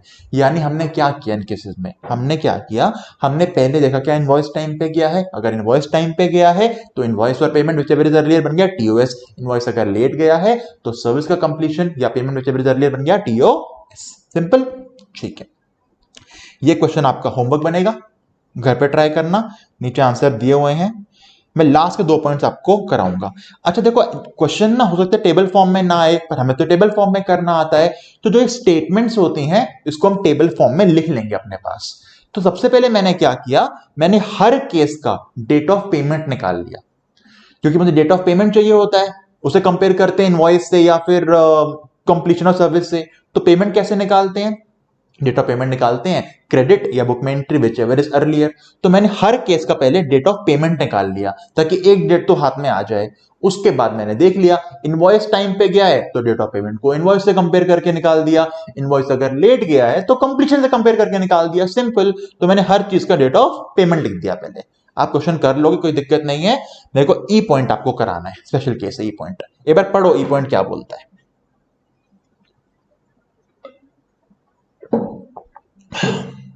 अर्नव एचयूएफ सर्विसेज दी हैं 12 लाख की 19th ऑफ जून को, 19 जून को सर्विस कंप्लीट हो गई, नेट अमाउंट 12 लाख। कह रहे पेमेंट ना 2 हिस्सों में आ गई, पहले 4 लाख रुपए मिल गए 21 जून को, उसके बाद बाकी के 8 लाख रुपए मिले 2 जुलाई को। Book entry and bank realisation दोनों की सेम है। तो देखो क्या हुआ, 12 लाख 2 हिस्सों मिल गए, पहले 4 लाख मिले फिर 8 लाख मिले। जिस दिन पैसे मिले बुक में एंट्री भी उसी दिन हुई है, तो एक काम करते हैं डेट ऑफ पेमेंट देख लेते हैं। इस 4 लाख के लिए डेट ऑफ पेमेंट है 21 जून, क्योंकि 21 जून को ही बैंक में पैसे आए, उसी दिन बैंक में बुक में एंट्री करी लिखा हुआ है। बाकी का जो 8 लाख है उसके लिए 2 जुलाई बन गया मेरा डेट ऑफ पेमेंट। समझ आ रहा है मैं क्या कर रहा हूं, जब पेमेंट मिली उसके अकॉर्डिंग डेट ऑफ पेमेंट निकाल रहा हूं। अच्छा, अब मान लो ये 2 अलग क्वेश्चन है, क्वेश्चन का ब्रेकअप कर लो, 2 अलग क्वेश्चन मान लो, अब करने में इजी आएगा। पहले सॉल्व करेंगे 4 लाख के लिए, फिर सॉल्व करेंगे 8 लाख के लिए। पूरा इनवॉइस तो एक ही रेज हुआ है 12 लाख रुपए का, जो 19th ऑफ जून को जा चुका है। मैं क्वेश्चन बता दूं, 12 लाख की सर्विस दी थी, कंप्लीशन हुआ था 19 जून को, उसका इनवॉइस चला गया है 19 जून को उसी दिन पे। पेमेंट 2 हिस्सों में आई है, 4 लाख मिले हैं 21 तारीख को, 8 लाख मिले हैं 2 ऑफ जुलाई को। पर क्योंकि बुक में एंट्री और बैंक क्रेडिट सेम डेट पे है, तो डेट ऑफ पेमेंट जब पैसे मिले वही बन गया है। अब मुझे बताओ, सर्विस का कंप्लीट हुई 19 जून को, इनवॉइस कब गया 19 जून को। क्या इनवॉइस टाइम पे गया है? बिल्कुल इनवॉइस टाइम पे गया है। तो हम कंपेयर कैसे करेंगे टीओएस के लिए, invoice and payment whichever is earlier. पहले 4 लाख की बात करते हैं। 4 लाख का डेट ऑफ पेमेंट क्या है? 21 जून। इनवॉइस कब हुआ है? 19 जून को। Which ever is earlier? 19 जून। तो 4 लाख के लिए टाइम ऑफ सप्लाई क्या बन गया? 19 जून। ओके, अब 8 लाख की बात करते हैं। 8 लाख कब मिले हैं? 2 जुलाई को। डेट ऑफ पेमेंट क्या है? 2 जुलाई। इनवॉइस कब जा चुका है? 19 जून को। Which ever is earlier? 19 जून। तो इस केस में पूरा टाइम ऑफ सप्लाई बन जाएगा 19th ऑफ जून। समझ आया? कुछ कुछ आया तो रिवाइंड करके दोबारा देख लो। पूरा आ गया तो वेरी गुड। अगला क्वेश्चन देख लो। अगला क्या बोलता है? देखो अगला क्वेश्चन क्या बोलता है। देखो, सर्विस प्रोवाइड करी 12 लाख की 19 जून को। इनवॉइस कब गया? 2 जुलाई को। पहले बताओ, अगर 19 जून को सर्विस दी है और 2 जुलाई को इनवॉइस चला गया है, टाइम पे गया है, बिल्कुल 30 डेज के अंदर गया है, तो हमें इनवॉइस की डेट को कंपेयर करना है पेमेंट से। ठीक है, 12 लाख रुपए कैसे मिले हैं? सर 5 लाख आपको मिले हैं 21 मई को, बुक में एंट्री हुई है 21 मई को, पर बैंक में पैसे आए हैं 19 मई को। जो 5 लाख आपको मिले हैं ना, वो पता है कैसे हुआ है? बैंक में 19 को आ गए थे, बुक में एंट्री 21 तारीख को करी है। हम कौन सी डेट लेंगे? 19 में। यानी 5 लाख के लिए डेट ऑफ पेमेंट क्या बनेगी? 19 मई। और पहले 5 लाख के टीओएस निकाल लेते हैं। 5 लाख रुपए की डेट ऑफ पेमेंट 19 में, इनवॉइस की date 2 July, whichever is earlier? 19 में। तो 5 लाख का टीओएस क्या बन गया? 19 में। बाकी के 7 लाख रुपए बैलेंस पेमेंट कब मिली है? 2 अगस्त को। कह रहा है बुक एंट्री और बैंक रियलाइजेशन सेम डेट को हुआ है, यानी कि 7 लाख के लिए जब मैं टाइम ऑफ सप्लाई निकालूंगा, 2 अगस्त को पेमेंट, 2 जुलाई को invoice, which ever is earlier? 2 July invoice बन गया टाइम ऑफ सप्लाई। यानी इस केस में 5 लाख का टीओएस बनेगा 19 में, 7 लाख का टीओएस बनेगा 2 जुलाई। इन दोनों क्वेश्चंस को समझ आ भी गए ना? एक बार रिवाइंड करके दोबारा देख लो, एक बार पक्का क्लियर हो जाएगा। ठीक है, ओके चलो। ये था आपका सर्विस के केस में टीओएस। अब क्या होता है सुनो, यहां पे तो लगती नोटिफिकेशन 66/2017, नोटिफिकेशन 66/2017 सर्विस पे लगती नहीं है। तो अब क्या होता है, अगर एडवांस मुझे मिल रहा है तो उसको उस पर भी बनना चाहिए टीओएस, है ना? एडवांस में अगर पेमेंट मिल गई उस पर बनना चाहिए टीओएस, क्योंकि सर्विस बाद में कंप्लीट होगी, इनवॉइस तब जाएगा, पेमेंट आज मिल गई, टीओएस तो बनाना चाहिए। अब दिक्कत क्या आई? समझो आप एयरटेल के कस्टमर हो, आपका बिल आया, जुलाई मंथ चल रहा है, जुलाई में आपका बिल आया मान लो 845 रुपीस। कितना? 845 आपका बिल आया। कल ड्यू डेट है, आप भूल गए कितना बिल आया था, आपको पे करना है। अब आपको नहीं याद आ रहा, आपने राउंड फिगर 900 रुपए पे कर दिए। कितने पे कर दिए? 900। अब हुआ क्या, आप तो पे करके चिल होके बैठ गए। एक बार एयरटेल के एंगल सोचो, उन्होंने इनवॉइस कितना का इशू किया था? 845 का। 845 का इनवॉइस था, 845 मिल गए, वो तो कोई दिक्कत नहीं है, पर आपने जो एक्स्ट्रा 55 रुपीज का एडवांस पे कर दिया है, उसका तो एक और इनवॉइस देना पड़ जाएगा उनको अब। और उस इनवॉइस के लिए आज जो देखो, जो उनको एडवांस आज मिल गया वो अगले महीने की सर्विस में एडजस्ट होगा। ऐसे ही होता है ना, अगर आपने एक्स्ट्रा पेमेंट कर दी एयरटेल कंपनी को, तो अगले महीने के बिल में एडजस्ट करके आपको देते हैं। आपको लग रहा है सिंपल काम है, कंपनी की दिक्कत हो जाती है भाई, उनको नया इनवॉइस देना पड़ता है, उस पर नया जीएसटी निकालना पड़ता है। कितना कंफ्यूजन है, उनका एक कस्टमर थोड़ी है, उनके तो करोड़ों कस्टमर्स हैं।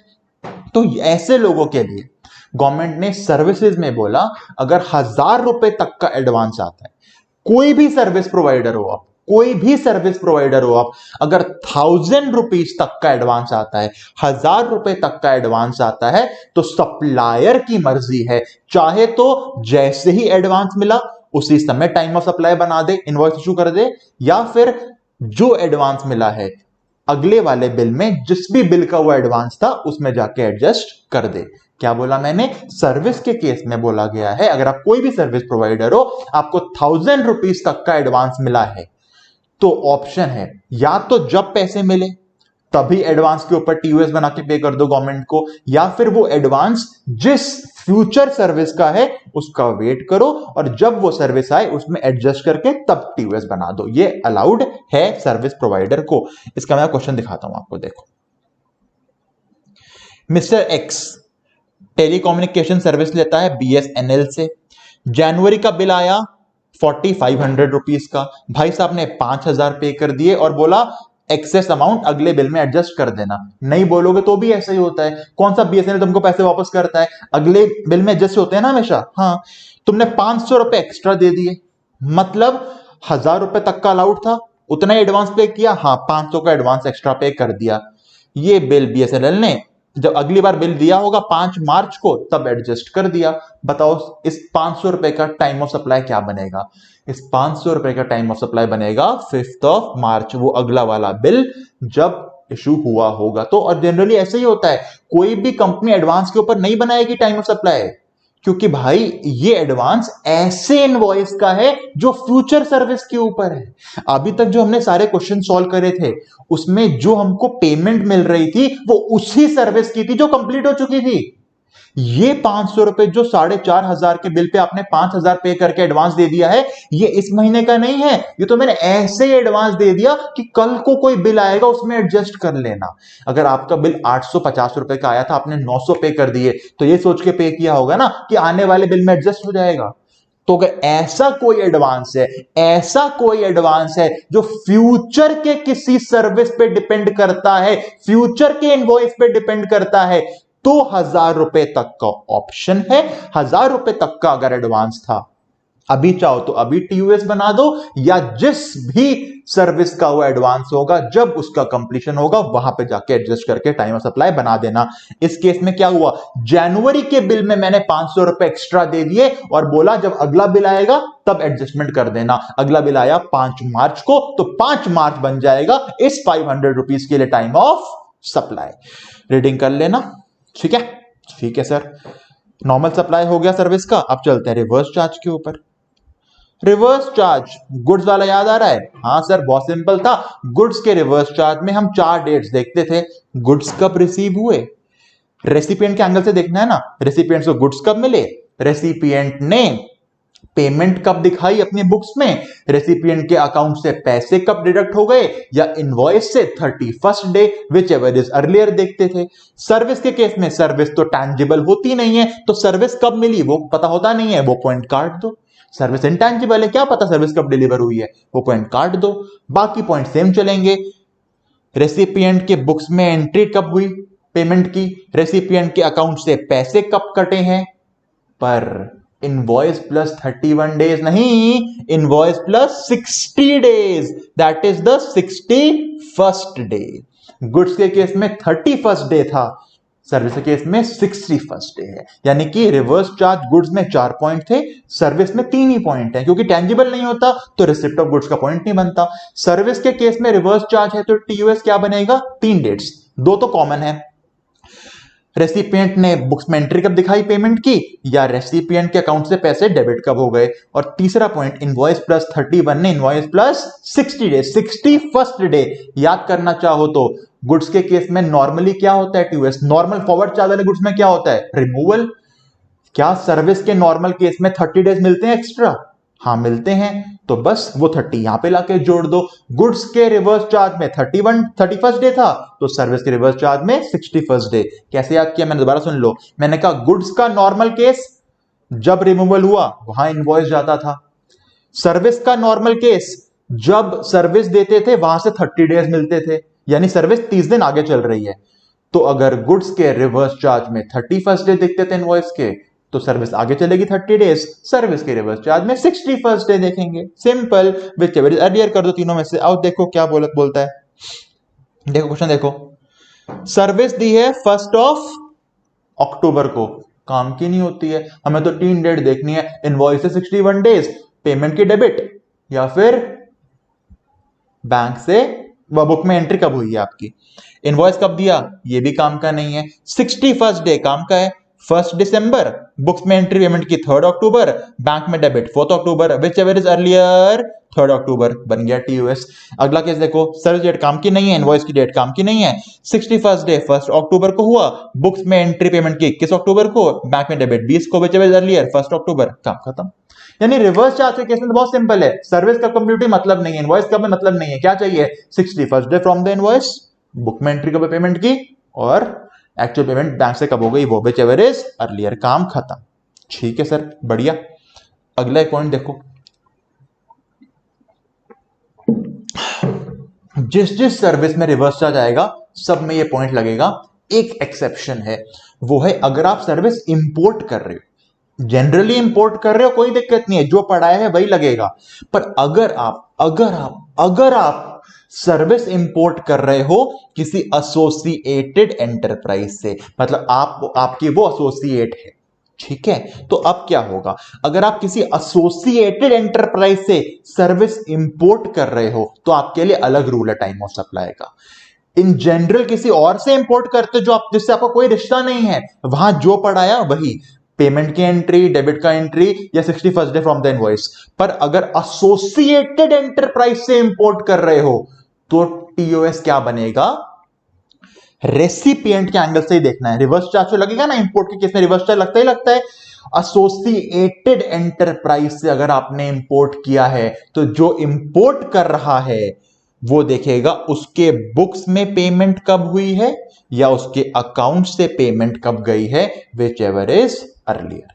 यानी क्या बोला मैंने, एसोसिएटेड एंटरप्राइज के केस में अगर सर्विस इंपोर्ट करी है तो टाइम ऑफ सप्लाई क्या बनेगा, जो इंपोर्टर है इंडिया का उसके बुक्स में एंट्री कब हो गई है पेमेंट की या उसके बैंक से पेमेंट कब चली गई है, whichever is earlier. Sir invoice का नहीं देखेंगे, नहीं, आपस में रिश्ता है दोनों का आपस में। इनवॉइस तो जब चाहे बना दे, बैक डेट फ्रंट डेट, तो इनवॉइस को इग्नोर ही कर दिया।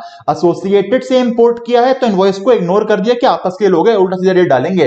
सीधा क्या बोला, पेमेंट कब डेबिट हुई है या बुक्स में एंट्री कब हुई है पेमेंट की, विच एवर इज अर्लियर। और रिवर्स चार्ज केस में किसके एंगल से देखते हैं, रेसिपिएंट के एंगल से देखते हैं। तो जो इंडिया के रेसिपिएंट होगा उसका ही देखना है। फॉरेन की पार्टी बुक्स में क्या करो, इससे मतलब ही नहीं है। रिवर्स चार्ज में रेसिपिएंट से मतलब होता है। तो क्या करोगे, सिंपल, आप जो इंडिया में सर्विस इंपोर्ट कर रहा है एसोसिएटेड एंटरप्राइज से, उसकी बुक्स में एंट्री कब है पेमेंट की और बैंक से कब कटा है, विच एवर इज अर्लियर। आओ क्वेश्चन दिखाता हूं। श्याम लिमिटेड इंडिया में है, बाबूराव लिमिटेड अमेरिका में है। श्याम के पास 51% शेयर है बाबूराव के, इंडिया वाले के पास 51% शेयर है यूएसए वाले के। आपस में क्या हो गए, एसोसिएट हो गए। तो अब बाबूराव बाहर वाले बंदे ने इंडिया वाले को कोई सर्विस दी है, बताओ टाइम ऑफ सप्लाई क्या बनेगा। सर सिंपल, इंडिया का बंदा कौन है, श्याम। श्याम की बुक्स में जब एंट्री हो गई पेमेंट की वो डेट, या श्याम के अकाउंट से जब पैसे कट गए वो date, whichever is earlier. क्या बाबूराव से मतलब है, कोई मतलब नहीं है, तो बाबूराव की डेट्स काट दो, कोई मतलब नहीं है, बच गई है दो डेट। श्याम की बुक्स में डेबिट हुआ 30 सितंबर को, श्याम के अकाउंट से पैसे कट गए 23 दिसंबर को, विच एवर इज अर्लियर 30 सितंबर, काम खत्म, हो गया क्वेश्चन सॉल्व। सिंपल था, सिंपल था, ओके। वाउचर केस में सेम बता चुका हूं, जो गुड्स में था वही यहां पे आएगा। अगर वाउचर इशू करते टाइम बता दिया कौन सी सर्विस दी जाएगी तो जब वाउचर इशू कर रहे हो वो बनेगा टाइम ऑफ सप्लाई। अगर वाउचर इशू करते टाइम नहीं बताया कौन सी सर्विस दी जाएगी तो जब वाउचर रिडीम करोगे वो वाली सर्विस, वो वाली डेट, बिल्कुल same. Residual case same, residual case same, जब रिटर्न फाइल कर रहे हो वो या जब पेमेंट कर रहे हो वो। इंटरेस्ट लेट फीस भी सेम पॉइंट चलेगा, जिस दिन आपको इंटरेस्ट या लेट फीस मिल रही है वो बनेगा टाइम ऑफ सप्लाई। नहीं याद आ रहा तो थोड़ा रिवाइंड करो, गुड्स में जाओ, डिट्टो सेम चलने वाला है। अब चलते हैं कॉन्टिन्यूस सप्लाई ऑफ सर्विस के ऊपर।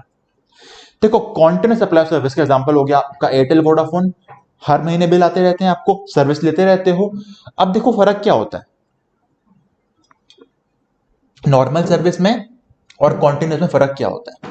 नॉर्मल सर्विस में क्या बोला, जैसे कंप्लीशन हुआ 30 डेज के अंदर इनवॉइस दो।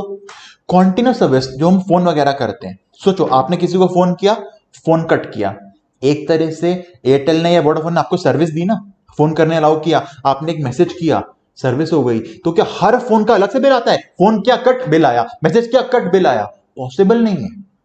चलो इनवॉइस तो नहीं आता ना बार बार, ऐसा होता है कि आपने एक मैसेज किया इनवॉइस आ गया जी आपके मैसेज कितने रुपए हो गए, इनवॉइस बार बार तो नहीं आता आपको, पॉसिबल नहीं है, क्योंकि कॉन्टिन्यूस नेचर की सर्विस है, चलती रहेगी चलती रहेगी चलती रहेगी। तो इसमें हर सर्विस कंप्लीट होते बिल आ नहीं सकता, पॉसिबल नहीं है। तो यहां पे क्या होता है, कॉन्टिन्यूस सप्लाई को 3 हिस्सों में बांटा हुआ है। कितने हिस्सों में, 3 हिस्से में। अच्छा एक बात बता दूं मैं आपको, गुड्स के केस में मैंने आपको बताया था कॉन्टिन्यूअस कहने के लिए हो सकता है 5 दिन तक लगातार गुड्स दिए हो तो बन जाए कॉन्टिन्यूअस, हो सकता है लगातार 20 दिन तक गुड्स दिए हो सकता है बन जाए कॉन्टिन्यूअस। पर सर्विस के केस में किसी भी सर्विस को कॉन्टिन्यूअस तभी बोलेंगे अगर लगातार कम से कम 3 महीने के लिए सर्विस दी गई होगी। एमसीक्यू बनता है, कॉन्टिन्यूअस सप्लाई ऑफ सर्विस तभी बोल सकते हो अगर कम से कम 3 मंथ्स के लिए कोई सर्विस दी गई है। पर एक एक्सेप्शन है, गवर्नमेंट चाहे तो किसी भी सर्विस को कह सकती है ये कॉन्टिन्यूअस है, अब वो चाहे 10 दिन के लिए क्यों ना दी गई हो। इन जनरल किसी भी सर्विस को कॉन्टिन्यूअस कहना है तो कम से कम 3 मंथ्स का टाइम होना चाहिए। पर अगर गवर्नमेंट किसी सर्विस को नोटिफाई कर दे एज अ कॉन्टिन्यूअस सर्विस तो 3 महीने हो या ना हो फर्क नहीं पड़ता। एग्जाम्पल के लिए टेलीकम्युनिकेशन, अगर आपने एयरटेल से कनेक्शन लिया, चाहे 1 महीने बाद बंद कर दो, चाहे 1 महीने की सर्विस ही क्यों ना मिली हो, वो कॉन्टिन्यूअस कहलाई जाएगी क्योंकि उसको कॉन्टिन्यूअस के अंदर क्लासिफाई करा गया है। खैर, कॉन्टिन्यूअस सप्लाई ऑफ सर्विस में इनवॉइस कब जाता है, चलो ये देखते हैं। तो आपसे 3 क्वेश्चन पूछे जाएंगे। पहला क्वेश्चन, भाई साहब जो आपका कॉन्टिन्यूअस सप्लाई ऑफ सर्विस है, क्या इसमें due date of payment, actual date of payment की बात ही नहीं कर रहा, ड्यू डेट ऑफ पेमेंट क्या पता है क्या बनेगी? जैसे आपके घर में फोन का बिल आता है ना, ये आपको पता होता है कि आपकी साइकिल क्या चल रही है, हर 3 तारीख को आपकी पेमेंट की ड्यू डेट है या हर 10 तारीख को आपकी बिल की ड्यू डेट की पेमेंट है। अब आप उस दिन पे करो, पहले पे करो, बाद पे करो, बात की बात है, पर एक ड्यू डेट तो होती है ना कॉन्ट्रैक्ट में। तो अगर आपके कॉन्टिन्यूअस सप्लाई ऑफ सर्विस में ड्यू डेट फिक्स है तो वो ड्यू डेट के दिन उस कॉन्टिन्यूअस सप्लाई का इनवॉइस इशू हो जाना चाहिए। यानी पहला केस, जब कॉन्टिन्यूअस सप्लाई ऑफ सर्विस का इनवॉइस कब तक जाएगा, तो पहले पूछो क्या ड्यू डेट फिक्स है। अगर ड्यू डेट फिक्स है तो उस ड्यू डेट के दिन इनवॉइस आ जाना चाहिए। अभी खाली इनवॉइस निकालना बता रहा हूं, टाइम ऑफ सप्लाई कॉन्टिन्यूअस का बाद में बताऊंगा। तो पहला केस क्या बताया, अगर कॉन्टिन्यूअस सप्लाई ऑफ सर्विस है, ऐसा कॉन्ट्रैक्ट है जिसमें ड्यू डेट पता लग रही है, तो जो ड्यू डेट है वहां पे इनवॉइस जाना चाहिए। एग्जांपल देखो, 1 अक्टूबर 2019 को भावना लिमिटेड ने कॉन्ट्रैक्ट किया मिस्टर भावेश से, जो कि एक सीएमए है। क्या कॉन्ट्रैक्ट किया कि 1 साल तक हमको कॉस्ट ऑडिट की सर्विस दो। 3 महीने से ऊपर हो गया, बिल्कुल बन गया continuous supply. Terms of contract कहते हैं हर महीने की 15 तारीख को ड्यू डेट होगी। यानी जो 1 साल के लिए भावेश भाई साहब कॉस्ट ऑडिट की फीस लेंगे ना, हर 15 तारीख को कुछ कुछ पेमेंट ड्यू होती जाएगी। तो अगर हर 15 तारीख को कुछ कुछ पेमेंट ड्यू हो रही है तो ड्यू डेट क्या बन गई, हर महीने की 15। टाइम ऑफ इनवॉइस कब तक जाना चाहिए, हर महीने के 15 तक। मतलब भविष्य का काम क्या है, हर महीने की 15 जब कुछ पेमेंट ड्यू हो जाएगी उतने का इनवॉइस भावना लिमिटेड को लाके देता रहे। समझ आ गया? अगर कॉन्ट्रैक्ट ऐसा है जो कॉन्टिन्यूअस सर्विस का है और जिसमें ड्यू डेट मेंशन है कॉन्ट्रैक्ट में, तो उस ड्यू डेट तक इनवॉइस जाना चाहिए। ठीक है सर, अगला केस देखो। कई बार क्या होता है, कॉन्ट्रैक्ट में ड्यू डेट फिक्स नहीं होती। सर ऐसे कॉन्ट्रैक्ट भी होते हैं, बिल्कुल होते हैं। एग्जाम्पल लेके बताता हूं। मेरा बैच जो मैं पढ़ाता हूं, मान लो 5 महीने का बैच है। 5 महीने का बैच है मतलब कि 3 महीने से ऊपर हो गया, कॉन्टिन्यूस हो गया। मैं डेली बेस पे सर्विस देता हूं आप लोगों को। ये थोड़ी बोलता हूं एक चैप्टर हो गया चलो 1 चैप्टर की फीस दो, ये तो नहीं बोलता ना। पूरे बैच की फीस एक साथ ही लेता हूं, कॉन्टिन्यूस सप्लाई सर्विस कर रहा हूं क्योंकि 5 महीने का बैच है, मैंने बोला 3 महीने से ऊपर का है। एक बच्चा आके बोलता है सर मैं आपको पैसे 2 या 3 इंस्टॉलमेंट्स में दूंगा। मैंने कहा कोई बात नहीं, ठीक है, 5 महीने तक मैं सर्विस दूंगा उसको, मैं उसको कॉन्टिन्यूस सप्लाई ऑफ सर्विस दे रहा हूं, 5 महीने तक नॉन स्टॉप सर्विस दूंगा। उसने बोला 2 या 3 ईएमआई के अंदर आपको पेमेंट कर दूंगा। मैंने कहा ठीक है। क्या उसने मुझे यह बताया पेमेंट किस दिन करेगा? नहीं। यानी कि जो हमारा कॉन्ट्रैक्ट हुआ कि 5 महीने के अंदर 2 से 3 इंस्टॉलमेंट्स में वो मुझे फीस देगा, क्या कोई डेट फिक्स हुई है? नहीं। तो अगर ड्यू डेट फिक्स ही नहीं हुई है तो मैं किस दिन उसको इनवॉइस दूंगा? तो यहां क्वेश्चन कहता है अगर ड्यू डेट फिक्स नहीं हो रही, ड्यू डेट फिक्स नहीं हो रही तो एक्चुअल डेट पकड़ो। क्या पकड़ो?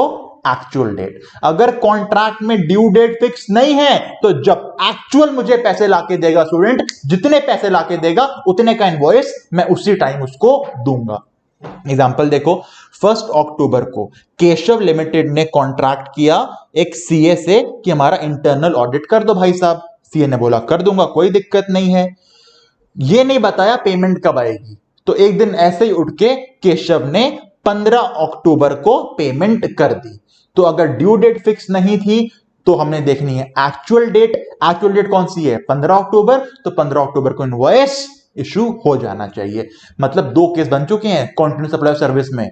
अगर ड्यू डेट फिक्स है तो एक्चुअल डेट नहीं देखनी, अगर ड्यू डेट फिक्स है तो एक्चुअल डेट नहीं देखनी, अगर ड्यू डेट फिक्स है तो उस ड्यू डेट के दिन इनवॉइस जाना चाहिए। पर अगर ड्यू डेट फिक्स नहीं है तो एक्चुअल डेट देखनी है, जब एक्चुअल डेट हो उस दिन इनवॉइस जाना चाहिए। तीसरे तरह का होता है कंटिन्यूस सप्लाई, जो किसी इवेंट के ऊपर डिपेंड करता है कि इतना काम हो गया तो इतनी फीस ले लेना, और काम हो गया तो और फीस ले लेना। Example works contract. Works contract याद है? मेरी इमूवेबल प्रॉपर्टी पे कोई ऑल्ट्रेशन कर रहा है, रेनोवेशन कर रहा है, कंस्ट्रक्शन कर रहा है, उसे कहते हैं वर्क्स कॉन्ट्रैक्ट। अब देखो यहां पे क्या हुआ, एग्जांपल बढ़ाता हूं, समझ आ जाएगा। 1 अक्टूबर को भूमि एक बिल्डर है, उसने कॉन्ट्रैक्ट किया मिस्टर ओम के साथ कि मैं आपका 50 लाख रुपए में घर बना के दूंगी। बिल्डर ने क्या बोला मिस्टर ओम को? 50 लाख रुपए में घर बना के दूंगी। कॉन्ट्रैक्ट जो बना उसमें बोला गया जब ग्राउंड फ्लोर बन जाएगा तो 30 लाख पे कर दूंगा।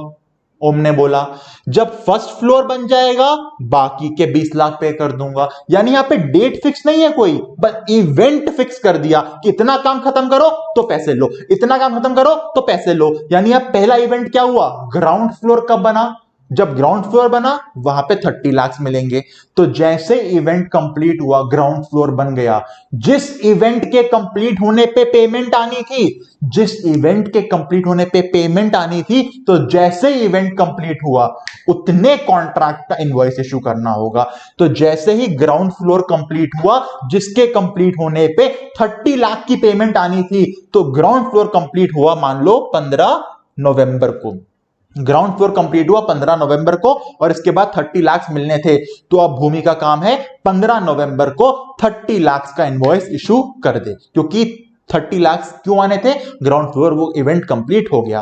फर्स्ट फ्लोर कंप्लीट हुआ 25 जनवरी को, अब 20 लाख की पेमेंट आनी थी, तो अब फर्दर 20 लाख का इनवॉइस इशू कर देगी। समझ आ गया?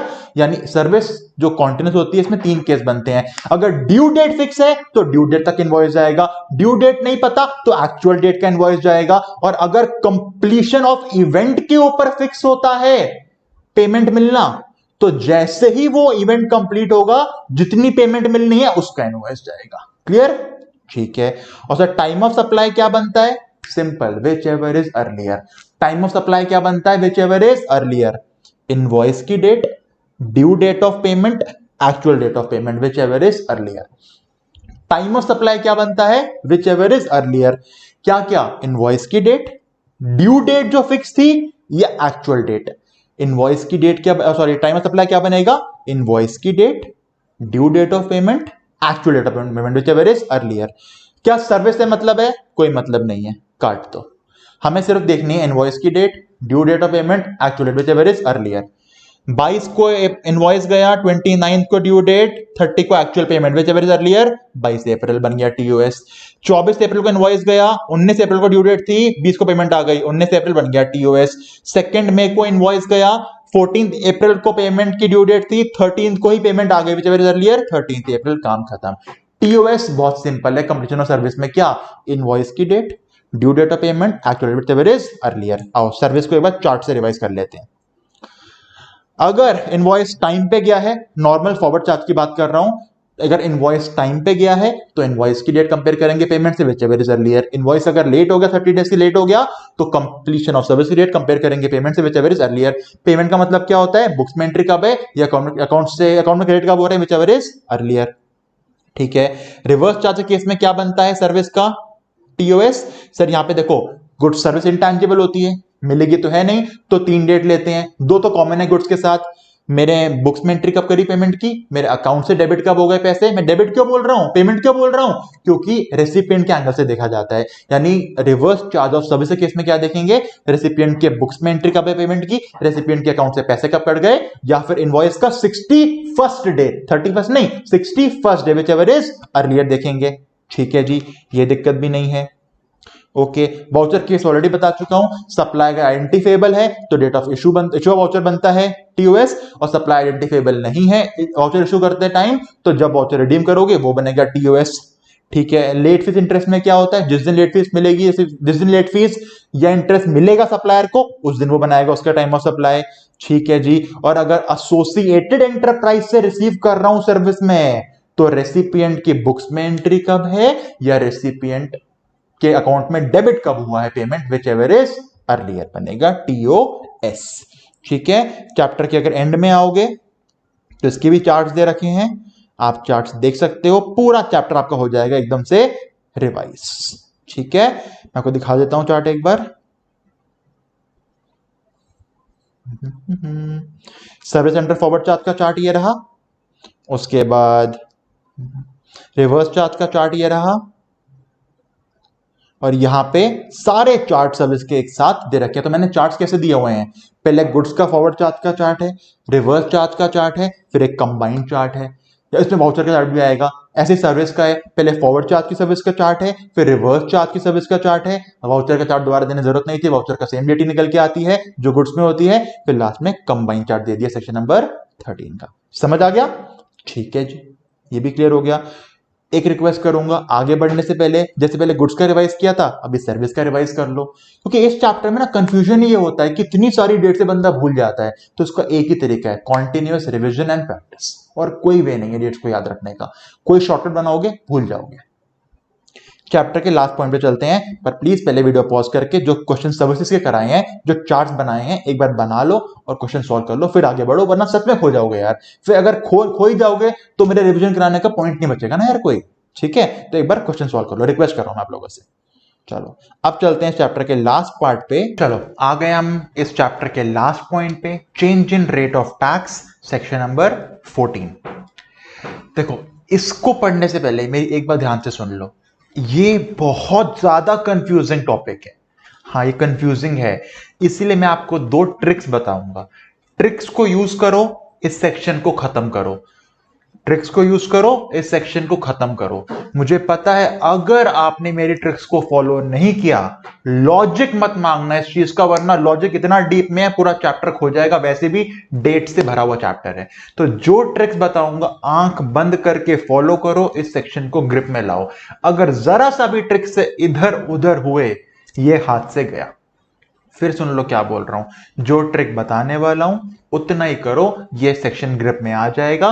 जरा भी इधर उधर ये वो किंतु परंतु बंधु किया तो हाथ से निकल जाएगा सेक्शन। और ये सेक्शन एक बार हाथ से निकल गया, जिंदगी भर नहीं समझ आने वाला, ऐसा सेक्शन है ये। इसलिए बता रहा हूं, बहुत सालों का एक्सपीरियंस से बता रहा हूं, जो ट्रिक दे रहा हूं शांति से यूज कर लो, सेक्शन ग्रिप में आ जाएगा, वरना खो जाओगे। ठीक है, तो ट्रिक क्या है और पहले कॉन्सेप्ट क्या है। ये कॉन्सेप्ट कहता है, सर देखो 3 चीजें होती हैं। कितनी? 3 चीजें। गुड्स का रिमूवल या सर्विस का कंप्लीशन, इनवॉइस की डेट, पेमेंट की डेट। क्या क्या? गुड्स का रिमूवल या सर्विस की डेट, इनवॉइस की डेट या पेमेंट की डेट। अगर इन तीनों के बीच में कहीं पे जीएसटी का रेट ही बदल गया, मतलब आपने सर्विस का कंप्लीशन कर दिया, तब जीएसटी का रेट उस सर्विस के ऊपर 12% का था। 30 डेज मिलते हैं इनवॉइस इशू करने के लिए, इन 30 डेज के अंदर अंदर जीएसटी का रेट 12 से बढ़ के 18% हो गया। अब कौन सा लगाओगे, 12 या 18? सप्लायर कहेगा मैं 12 लगाना चाहता हूं, गवर्नमेंट कहेगी नहीं बढ़ा हुआ जीएसटी दो, हमारा रेवेन्यू बढ़ाओ। ये कंफ्यूजन जब भी चेंज इन रेट हो जाए टैक्स का।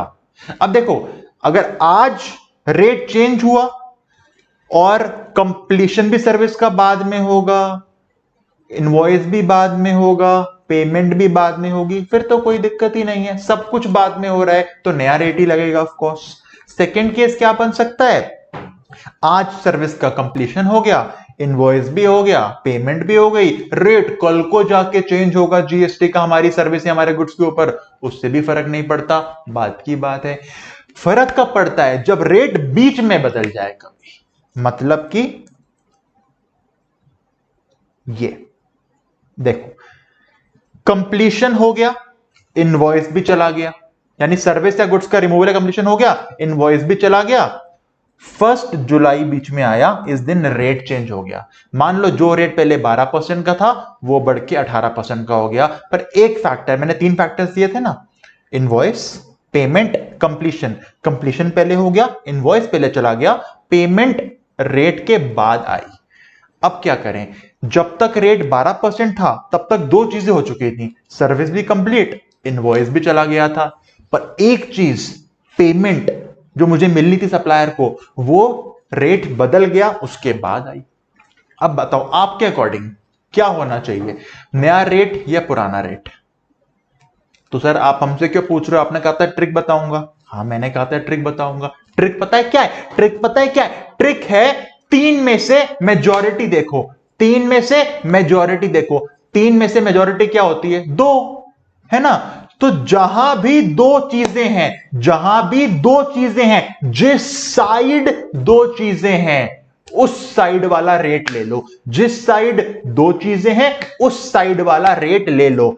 1 जुलाई को चेंज हुआ था रेट में, दो चीज कहां है, पुरानी तरफ या नई तरफ? सर पुरानी तरफ। पहली चीज कंप्लीशन, दूसरी चीज इनवॉइस। पहली चीज कंप्लीशन, दूसरी चीज इनवॉइस, दोनों पुराने रेट की तरफ हैं। मतलब जब पुराना रेट था तब दो चीजें हो गई थी, कंप्लीट भी हो गई थी सर्विस, इनवॉइस भी चला गया था। तो मेजॉरिटी किस साइड है, पुरानी रेट की तरफ या नए रेट की तरफ? सर मेजॉरिटी पुरानी साइड है, तो पुराना रेट लगेगा।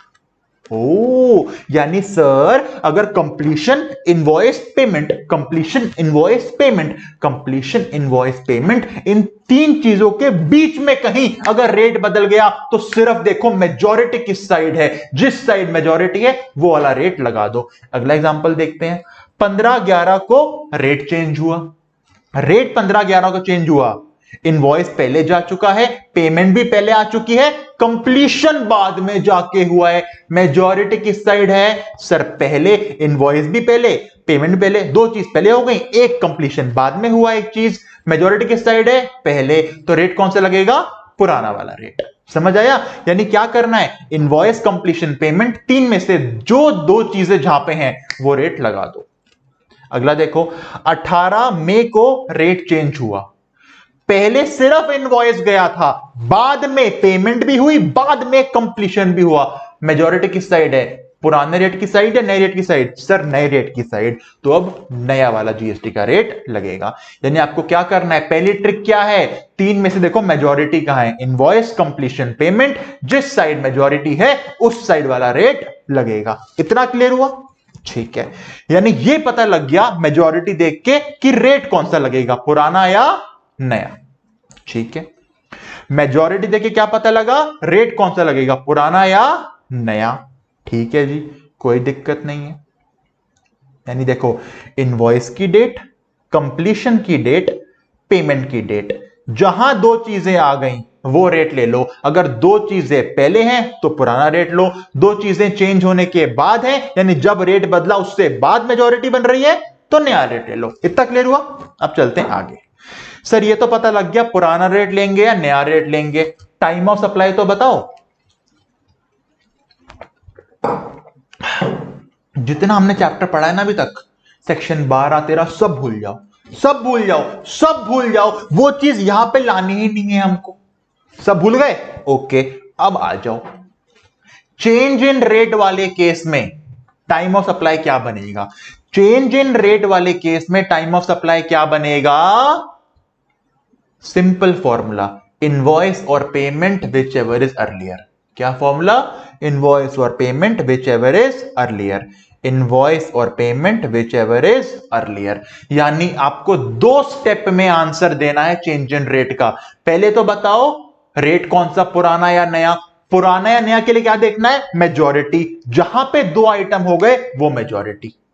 जब एक बार मेजॉरिटी फिक्स कर ली, उसके बाद जब मैं टाइम ऑफ सप्लाई निकालने जाऊंगा तो एक फॉर्मूला लगाऊंगा, इनवॉइस और payment whichever is earlier. Invoice और payment whichever is earlier.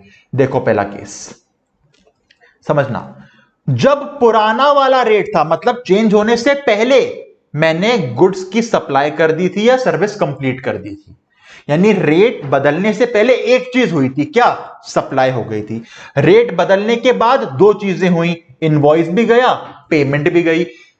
Rate कौन सा लोगे, पुराना या नया? सर मेजॉरिटी बाद में है तो नया रेट लगाएंगे, बिल्कुल। टाइम ऑफ सप्लाई क्या बनेगा, इनवॉइस की डेट या पेमेंट की date, whichever is earlier. Simple, समझ आया? अगला देखो, पुराने रेट पे, ओल्ड रेट के टाइम पे सप्लाई हो गई थी, मतलब कंप्लीशन हो गया था, साथ ही साथ इनवॉइस भी चला गया था, और जब रेट बदल गया उसके बाद सिर्फ पेमेंट गई। रेट कौन सा लोगे, पुराना या नया? सर मेजॉरिटी पहले की साइड है तो पहले वाला रेट लेंगे, बिल्कुल ठीक। टीओएस क्या बनेगा, इनवॉइस और payment, whichever is earlier. Invoice पहले था, पेमेंट बाद में है, क्योंकि जब पुराना रेट चल रहा था तब इनवॉइस चला गया था, पेमेंट बाद में गई है, तो इनवॉइस बन गया आपका टाइम ऑफ सप्लाई। यानी क्या करना है, सबसे पहले मेजॉरिटी साइड देखनी है, उस वाली साइड वाला रेट लेना है, फिर लगाना है फॉर्मूला टीओएस के लिए, इनवॉइस और payment, whichever is earlier. अगला केस देखो, सप्लाई पहले हो गया, पेमेंट भी पहले चली गई, मेजॉरिटी पहले, पुराना रेट लगाएंगे। टीओएस के लिए इनवॉइस और payment, whichever is earlier, पहले पेमेंट है बाद में इनवॉइस है, तो पेमेंट की डेट। सिंपल, समझ आया? फिर सुन लो, पहले देखना है मेजॉरिटी साइड, जिस साइड मेजॉरिटी है यानी कि इनवॉइस, कंप्लीशन और पेमेंट, तीन में से जहां दो चीजें हैं वो वाली साइड हमको लेनी है, कि रेट पुराना या नया देखना है, और टाइम ऑफ सप्लाई के लिए इनवॉइस और payment, whichever is earlier. देखो, इनवॉइस भी पहले, पेमेंट भी पहले। जब रेट पुराना था तब इनवॉइस भी जा चुका था, पेमेंट भी हो चुकी थी, और इनवॉइस और रेट बदलने के बाद सप्लाई हुई है। कौन सा रेट लगाओगे, पुराना नया? सर पुराना रेट लगाएंगे, बिल्कुल ठीक। तो अब मुझे बताओ टाइम ऑफ सप्लाई क्या बनेगा, इनवॉइस और payment, whichever is earlier. Question में दे रखी होगी इनवॉइस की रेट, पेमेंट की रेट, जो जल्दी होगी वो बन जाएगा टीओएस। ओके, अगला केस देखो, रेट बदलने से पहले इनवॉइस गया। अच्छा, ये खतरनाक पॉइंट बनेगा, पता है क्यों? बताता हूं क्यों ये खतरनाक पॉइंट क्यों बनेगा, इसको स्टार मार्क करना, यहां आपका फॉर्मूला थोड़ा सा हिल जाएगा। देखो, इस केस में क्या हुआ, जब रेट बदला, जब रेट बदला उसके बाद दो चीजें हैं, पेमेंट भी और कंप्लीशन भी, और रेट से पहले सिर्फ इनवॉइस था। मेजॉरिटी कहां है, बाद की साइड, यानी रेट कौन सा लगेगा, नया रेट लगेगा। अब इस केस में समझो बात को, इस केस में क्या होगा, फॉर्मूला हम पूरा देखेंगे। अब हमने अभी तक क्या बोला था, फॉर्मूला पहले मेजॉरिटी लाओ, मेजॉरिटी एक बार आपके हाथ में आ गई तो पता लग गया रेट कौन सा है, नया या पुराना। अब फॉर्मूले को और डीप में जाते हैं, मेजॉरिटी से क्या करा, रेट नया या पुराना निकाल लिया। अब देखो, जिस साइड मेजॉरिटी है, जिस साइड मेजॉरिटी है, क्या उस साइड इनवॉइस है, तो इनवॉइस बन गया टीओएस। जिस साइड मेजॉरिटी है, क्या वहां पे पेमेंट है, तो पेमेंट बन गई टीओएस। क्या बोल रहा हूं, दोबारा सुन लो, मैं आपको पूरा फॉर्मूला बता रहा हूं साथ में। अब सबसे पहले मेजॉरिटी साइड चुनो, सबसे पहले क्या चुनो, मेजॉरिटी साइड। जिस साइड मेजॉरिटी है, मतलब तीन में से दो चीजें, उस साइड अगर इनवॉइस है तो इनवॉइस बन गया टाइम ऑफ सप्लाई, उस साइड अगर पेमेंट है तो पेमेंट बन गया टाइम ऑफ सप्लाई, उस साइड अगर दोनों है तो विच एवर इज अर्लियर बन गया टाइम ऑफ सप्लाई। क्या बोला मैंने, आंसर आएगा मेजॉरिटी साइड पे हमेशा, टाइम ऑफ सप्लाई हमेशा मेजॉरिटी साइड पे बनेगा। क्या बोल रहा हूं, दोबारा सुन लो, सबसे पहले चुनो मेजॉरिटी साइड, सबसे पहले क्या सुनो, मेजॉरिटी साइड। जिस साइड मेजॉरिटी है उस साइड अगर इनवॉइस है, मतलब उस साइड सिर्फ इनवॉइस है, तो इनवॉइस बन गया टाइम ऑफ सप्लाई। जिस साइड मेजॉरिटी उस साइड सिर्फ पेमेंट है, तो पेमेंट बन गया टाइम ऑफ सप्लाई। जिस साइड मेजॉरिटी उस साइड दोनों है, इनवॉइस भी payment, whichever is earlier बन जाएगा टाइम ऑफ सप्लाई। तो इस केस में देखो, मेजॉरिटी कहां है, सप्लाई बाद में, पेमेंट बाद में, इनवॉइस पहले, सप्लाई बाद में, पेमेंट बाद में, इनवॉइस पहले। मेजॉरिटी कहां है, बाद में। बाद वाली साइड क्या इनवॉइस है, नहीं। बाद वाली साइड क्या पेमेंट है, हां, तो डेट ऑफ पेमेंट बनेगा आपका टाइम ऑफ सप्लाई, क्योंकि पहले आपको देखना है मेजॉरिटी कहां है, मेजॉरिटी के बाद उस साइड सिर्फ इनवॉइस है तो टीओएस इनवॉइस, उस साइड सिर्फ पेमेंट है, टीओएस पेमेंट, उस साइड दोनों है तो विच एवर इज अर्लियर। अगला देखो, पेमेंट पहले हो गई थी, चेंज होने के बाद सप्लाई का कंप्लीशन हुआ और इनवॉइस गया। जिस साइड मेजॉरिटी है, क्या उस साइड इनवॉइस है, उस साइड सिर्फ इनवॉइस है, तो इनवॉइस बन गया टाइम ऑफ सप्लाई। यानी आपको करना क्या है, कंप्लीट फॉर्मूला क्या बनता है, कंप्लीट फॉर्मूला बनता है सबसे पहले बताओ मेजॉरिटी किस साइड है। जिस साइड मेजॉरिटी है उस साइड वाला रेट लगाएंगे। अब टाइम ऑफ सप्लाई जब निकालना है तो जिस साइड मेजॉरिटी है अगर वहां पे सिर्फ इनवॉइस है तो वो बन गया टाइम ऑफ सप्लाई। जिस साइड मेजॉरिटी है वहां सिर्फ पेमेंट है तो वो बन गया टीओएस। जिस साइड मेजॉरिटी है वहां अगर दोनों है इनवॉइस और payment whichever is earlier कर लो वो बन गया टाइम ऑफ सप्लाई। आओ क्वेश्चन दिखाता हूं, बहुत बड़ा क्वेश्चन है, छोड़ो इतना नहीं पढ़ना, सिर्फ देखना है। रेट का बदला 1 अक्टूबर को रेट बदल गया। एक काम करते बनाते हैं टाइमलाइन। 1 अक्टूबर को रेट बदल गया, 12 से 18 हो गया। पहले 12% था, अब 18% है। ये सारी सर्विसेज अगस्त में खत्म हो चुकी हैं, अगस्त में कंप्लीशन हो चुका है, यानी कंप्लीशन पहले हो चुका है। 1 अक्टूबर को रेट बदला है, 1 अक्टूबर से पहले 12% था, बाद में 18% हो गया। सर्विसेज अगस्त में ही दे चुके हैं, यानी सर्विसेज कंप्लीशन पहले हो चुका है। इनवॉइस कब गया? 16/9 को। इनवॉइस गया 16/9 को, चेंज से पहले चला गया इनवॉइस। पेमेंट आई 3 अक्टूबर को, चेंज के बाद आई है पेमेंट। मेजॉरिटी कहां है सर? मेजॉरिटी पहले है, कंप्लीशन भी हो चुका है, इनवॉइस भी जा चुका है। रेट कौन सा लगेगा, पुराना नया? सर पुराना रेट लगेगा 12% का। टाइम ऑफ सप्लाई क्या बनेगा? जिस साइड मेजॉरिटी है उस साइड सिर्फ इनवॉइस है तो इनवॉइस बन गया time of supply. 16/9 time of supply. Sir ये ड्यू डेट क्या है? मतलब जब टाइम ऑफ सप्लाई आ गया। याद है चैप्टर के पहले स्टार्टिंग बताया था, जब टाइम ऑफ सप्लाई आता है उसके अगले महीने की 20 तारीख को गवर्नमेंट को जीएसटी डिपॉजिट करना होता है। तो अगर 16/9 टाइम ऑफ सप्लाई है तो अगले महीने की 20 तारीख को मैं जीएसटीआर 3 भी फाइल करूंगा और गवर्नमेंट को जीएसटी डिपॉजिट करूंगा। अगला केस देखते हैं, 3 केस है ना ये। सेकंड केस देखते हैं। फर्स्ट डेट को रेट चेंज हुआ 12 से 18, कंप्लीशन पहले हो चुका है, ठीक है, कोई दिक्कत नहीं है, ठीक है। अगले केस में क्या हुआ? सेकंड केस में इनवॉइस गया है 20 अक्टूबर को, इनवॉइस गया है 20 अक्टूबर को बाद में, पेमेंट भी बाद में है 6 अक्टूबर को, पेमेंट भी बाद में है।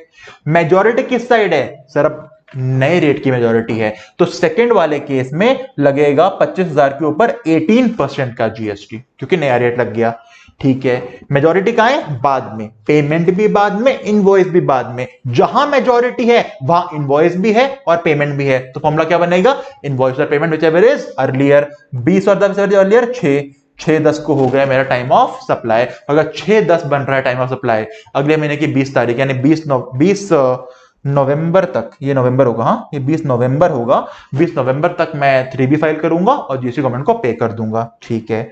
थर्ड केस समझते हैं। 1 अक्टूबर को चेंज है 12 से 18, कंप्लीशन पहले हो चुका है। 2 अक्टूबर यानी कि बाद में इनवॉइस गया, पेमेंट पहले चली गई थी, 30 सितंबर को पेमेंट चली गई थी। कंप्लीशन पहले, पेमेंट पहले, मेजॉरिटी पहले हो गई। रेट कौन सा लगेगा? 12-18, पुराना रेट 12% लगाएंगे रेट, ठीक है। जिस साइड मेजॉरिटी है पुरानी साइड, उस साइड इनवॉइस है नहीं, उस साइड पेमेंट है हां, तो टीओएस क्या बन गया? पेमेंट की डेट, यानी कि 30 सितंबर बन गया टाइम ऑफ सप्लाई। और 30 सितंबर टाइम ऑफ सप्लाई है तो गवर्नमेंट को रजिस्टर कब दोगे? अगले महीने की 20 तारीख यानी 20 अक्टूबर तक। ये था आपका चेंज इन रेट। मैं दोबारा रिवाइज करा देता हूं, सुनो। जब भी रेट चेंज हो रहा है 3 चीजें, इनवॉइस, पेमेंट, कंप्लीशन, इन तीनों के दरमियान अगर रेट बदल गया, पहले देखो मेजॉरिटी का है। जिस साइड मेजॉरिटी मतलब दो चीजें, जिस साइड 2 चीजें, वो बन गया आपका जीएसटी का रेट, कि अगर मेजॉरिटी पहले है तो पुराना रेट, मेजॉरिटी रेट के बाद है तो नया रेट। जिस साइड मेजॉरिटी है, अब कैसे निकालोगे टाइम ऑफ सप्लाई? कैसे निकालोगे टाइम ऑफ सप्लाई? जिस साइड मेजॉरिटी है उस साइड अगर सिर्फ इनवॉइस है तो इनवॉइस टाइम ऑफ सप्लाई। जिस साइड मेजॉरिटी है उस साइड सिर्फ पेमेंट तो पेमेंट टाइम ऑफ सप्लाई। जिस साइड मेजॉरिटी है वहां पे दोनों इनवॉइस भी है, पेमेंट भी है, तो इनवॉइस और payment whichever is earlier बन जाएगा टाइम ऑफ सप्लाई, ठीक है सर। ये पॉइंट भी क्लियर हो गया। पर एक मुझे लॉजिक बताओ, देखो एक और कॉन्सेप्ट, ये कॉन्सेप्ट खत्म हो गया, एक नया कॉन्सेप्ट आया। वो क्या था? देखो मुझे पता है यहां मेरा रेट हो गया चेंज, 1 अक्टूबर 21 को रेट हो गया चेंज। पहले था 12%, अब हो गया 18%। अभी तक कुछ भी नहीं हुआ, ना कंप्लीशन, ना इनवॉइस, ना पेमेंट, कुछ नहीं हुआ। मान लो आज 30 सितंबर 21 है, आज की डेट क्या है? 30 सितंबर। मेरा एक क्लाइंट आया, उसने बोला सर आपको ऑडिटिंग का हम कॉन्ट्रैक्ट दे रहे हैं, नवंबर में जाके शुरू होगा। मैंने कहा ठीक है, कोई बात नहीं। अब मैं सोच रहा हूं यार, आज 30 सितंबर है, आज अगर मैं ऑडिटिंग का कॉन्ट्रैक्ट खत्म करता, मुझे 12% का जीएसटी देना होता। वो कह रहा है नवंबर में स्टार्ट होगा कॉन्ट्रैक्ट, तब जीएसटी का रेट 18% का है। क्यों ना मैं झोल करूं, मुझे पता है कंप्लीशन तो बाद में ही होगा, क्योंकि नवंबर का कॉन्ट्रैक्ट है और रेट तो अक्टूबर में चेंज हो रहा है, वो तो बाद में ही होगा, कोई दिक्कत नहीं है। पर मैं ये तो कर सकता हूं, मैं इनवॉइस आज ही इशू कर देता हूं 30 सितंबर को। इनवॉइस तो मेरे हाथ में इशू करना, मैंने आज इनवॉइस इशू कर दिया, मेरा जो डॉक्यूमेंट है मैंने इशू कर दिया आज। साथ ही साथ मैं अपनी बुक्स में दिखा देता हूं, सिर्फ बुक्स में दिखा देता हूं कि मुझे पेमेंट मिल चुकी है, चाहे वो पेमेंट मुझे नवंबर में या दिसंबर में जाके देगा। यानी कि मेरे अकाउंट में क्रेडिट कब होगी पेमेंट? नवंबर में। पर मैंने बुक्स में दिखा दिया पेमेंट 30 सितंबर को ही आ गई है। और अगर पेमेंट का फॉर्मूला याद करो, क्रेडिट और बुक्स में entry whichever is earlier, यही बनता है पेमेंट का फॉर्मूला, क्रेडिट या बुक्स में entry whichever is earlier. तो ऐसे केस में क्या हुआ, मैं चीटिंग करके इनवॉइस और पेमेंट को पहले ले गया और पुराना रेट लगा दूंगा मैं तो यार। क्वेश्चन समझ आया क्या हुआ? दोबारा सुनो क्वेश्चन। 1 अक्टूबर को रेट बदल रहा था, मेरे पास नवंबर का कोई कॉन्ट्रैक्ट है, मुझे पता है तब करूंगा तो जीएसटी का नया रेट लग जाएगा, तो मुझे पता है कंप्लीशन तो बाद में होगा खैर, पर इनवॉइस तो मेरे हाथ में है, मैंने इनवॉइस पहले इशू कर दिया। पेमेंट मैंने बुक्स में दिखा दी कि पहले मिल गई, और आपको पता है पेमेंट कब मानते हैं? जब बुक्स में एंट्री होती है या actual which ever is earlier, मिलेगी तो बाद में, पर बुक में एंट्री पहले थी, मैंने इनवॉइस और payment whichever is earlier कर दिया। दोनों इनवॉइस भी पहले हो गई चेंज से, पेमेंट भी पहले आ गई, मेजॉरिटी पहले वाली साइड बन गई, पुराना रेट लग जाएगा। ये तो बहुत तगड़ा चीटिंग कर सकता हूं यार मैं। तो गवर्नमेंट ने चीटिंग को रोकने के लिए क्या बोला? गवर्नमेंट ने बोला भाई साहब, हम पेमेंट की डेट मानते हैं जब आपको बुक्स में एंट्री कर रहे हो, जब आपके अकाउंट में क्रेडिट हो रही है अर्लियर, हम मानते हैं। पर थोड़ी देर पहले अंगद सर ने क्या बोला था? थोड़ी देर पहले अंगद सर ने बोला था जितना भी अभी चैप्टर पढ़ा है सेक्शन 11-12 सब भूल जाओ। बोला था ना, चेंज इन रेट के केस को पढ़ने से पहले सेक्शन 11-12 भूल जाओ, यहां अलग कहानी है। तो यहां पता है कहानी क्या होती है? यहां कहानी होती है, यहां कहानी होती है जब आपका रेट बदला, जब आपका रेट बदला, जब आपका रेट बदला, वहां से 4 दिन, वहां से 4 दिन, अगर 4 दिनों के अंदर अंदर जब रेट बदला, वहां से 4 दिनों के अंदर अंदर अगर क्रेडिट हो गया amount in the bank of supplier, of supplier, मतलब जब रेट बदला वहां से 4 दिनों के अंदर अंदर अगर सप्लायर के अकाउंट में पैसे आ गए, मतलब जेन्युइन है, क्योंकि पैसे अकाउंट में आ गए मतलब जेन्युइन है। बुक में एंट्री तो मैं कभी भी कर सकता हूं ना भाई। क्या बोला मैंने? अगर 4 दिनों के अंदर अंदर पैसे अकाउंट में आ गए तो हम मानेंगे जेन्युइन है। फिर लगा लो फॉर्मूला, बुक में एंट्री या बैंक में क्रेडिट विचएवर इज अर्लियर। क्या बोला मैंने? अगर पैसे 4 दिन में आ गए, जिस दिन रेट बदला, जिस दिन रेट बदला, जिस दिन रेट बदला, उस रेट के बदलने से 4 दिन के अंदर अंदर अगर पैसे अकाउंट में आ गए, फिर लगा लो फॉर्मूला, जब भी बुक एंट्री थी या payment whichever is earlier. मतलब अगर यहां पे मैं दिखा रहा था 30 सितंबर को बुक एंट्री कि मुझे पेमेंट 30 सितंबर को आ गई, मैंने चीटिंग की थी ना, मैंने 30 सितंबर को दिखाया था ना बुक में एंट्री हो गई पैसे की।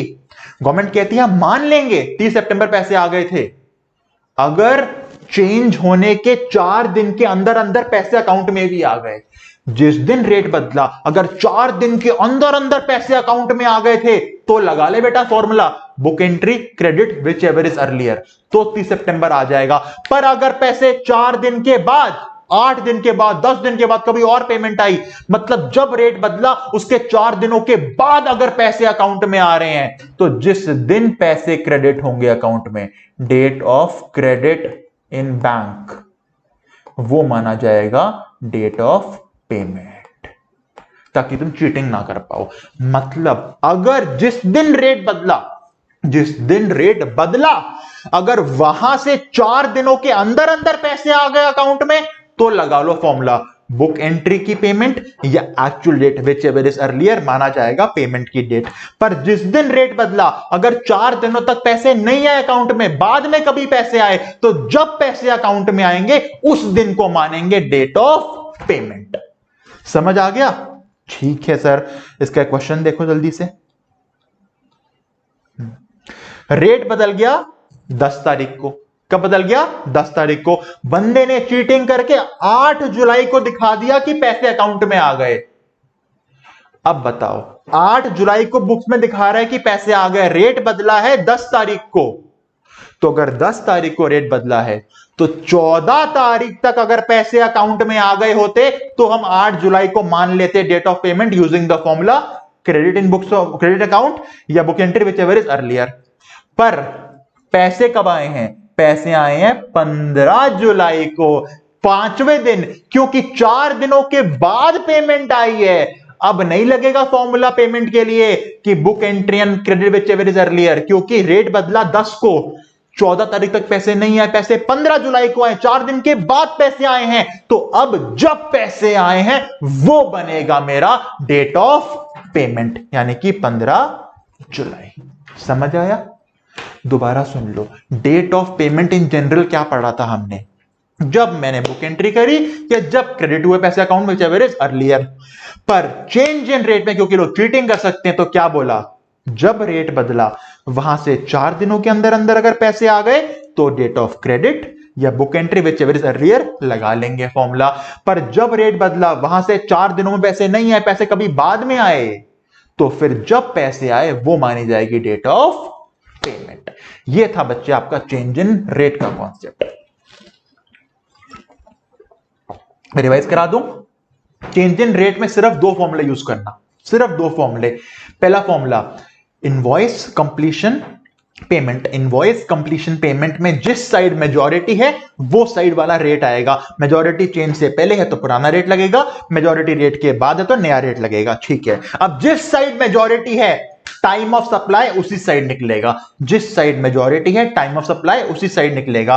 अगर मेजॉरिटी यानी मेजॉरिटी की साइड अगर सिर्फ इनवॉइस है तो इनवॉइस बन गया टाइम ऑफ सप्लाई। मेजॉरिटी की साइड सिर्फ पेमेंट है तो पेमेंट बन गया time of supply. Majority side invoice भी है पेमेंट भी है तो फॉर्मूला इनवॉइस और payment whichever is earlier. Sir payment का मतलब क्या होता है? जिस टाइम चेंज हुआ, अगर चेंज होने के 4 दिनों के अंदर अंदर पैसे आ गए थे तो पेमेंट का मतलब बुक में क्रेडिट कब, बुक में कब एंट्री करी या अकाउंट में क्रेडिट कब हुआ, विच एवर इज अर्लियर। पर जब रेट बदला वहां से 4 दिनों पेमेंट नहीं है, पेमेंट कभी बाद में आई, तो जब पेमेंट आएगी वो मानी जाएगी डेट ऑफ पेमेंट। ये था आपका change in rate. Inter level पे इतना इंपॉर्टेंट नहीं है चेंज इन रेट, पर मैंने बहुत डीप में जाके करा दिया रिवीजन में भी, क्योंकि अगर आ गया तो बच्चे सिर्फ आप ही कर पाओगे, आधी दुनिया को समझ नहीं आता कॉन्सेप्ट ही है। तो फिर से जो हमने गुड्स में किया था, सर्विस में किया था, यहां भी बोलूंगा, रिवाइंड करो क्लास को, चेंज इन पेमेंट को दोबारा देखो, कंफ्यूजिंग है दोबारा देखो, पर जो ट्रिक बताई है वो यूज कर लो, आंसर आ जाएगा। ये था बच्चे आपका टाइम ऑफ सप्लाई। बहुत कंफ्यूजिंग चैप्टर है, बहुत डेट्स हैं, मैंने बहुत ज्यादा मेहनत करके आपको कराया है, एक एक पॉइंट डिटेल में जाके कराया है, हर पॉइंट पे क्वेश्चन है।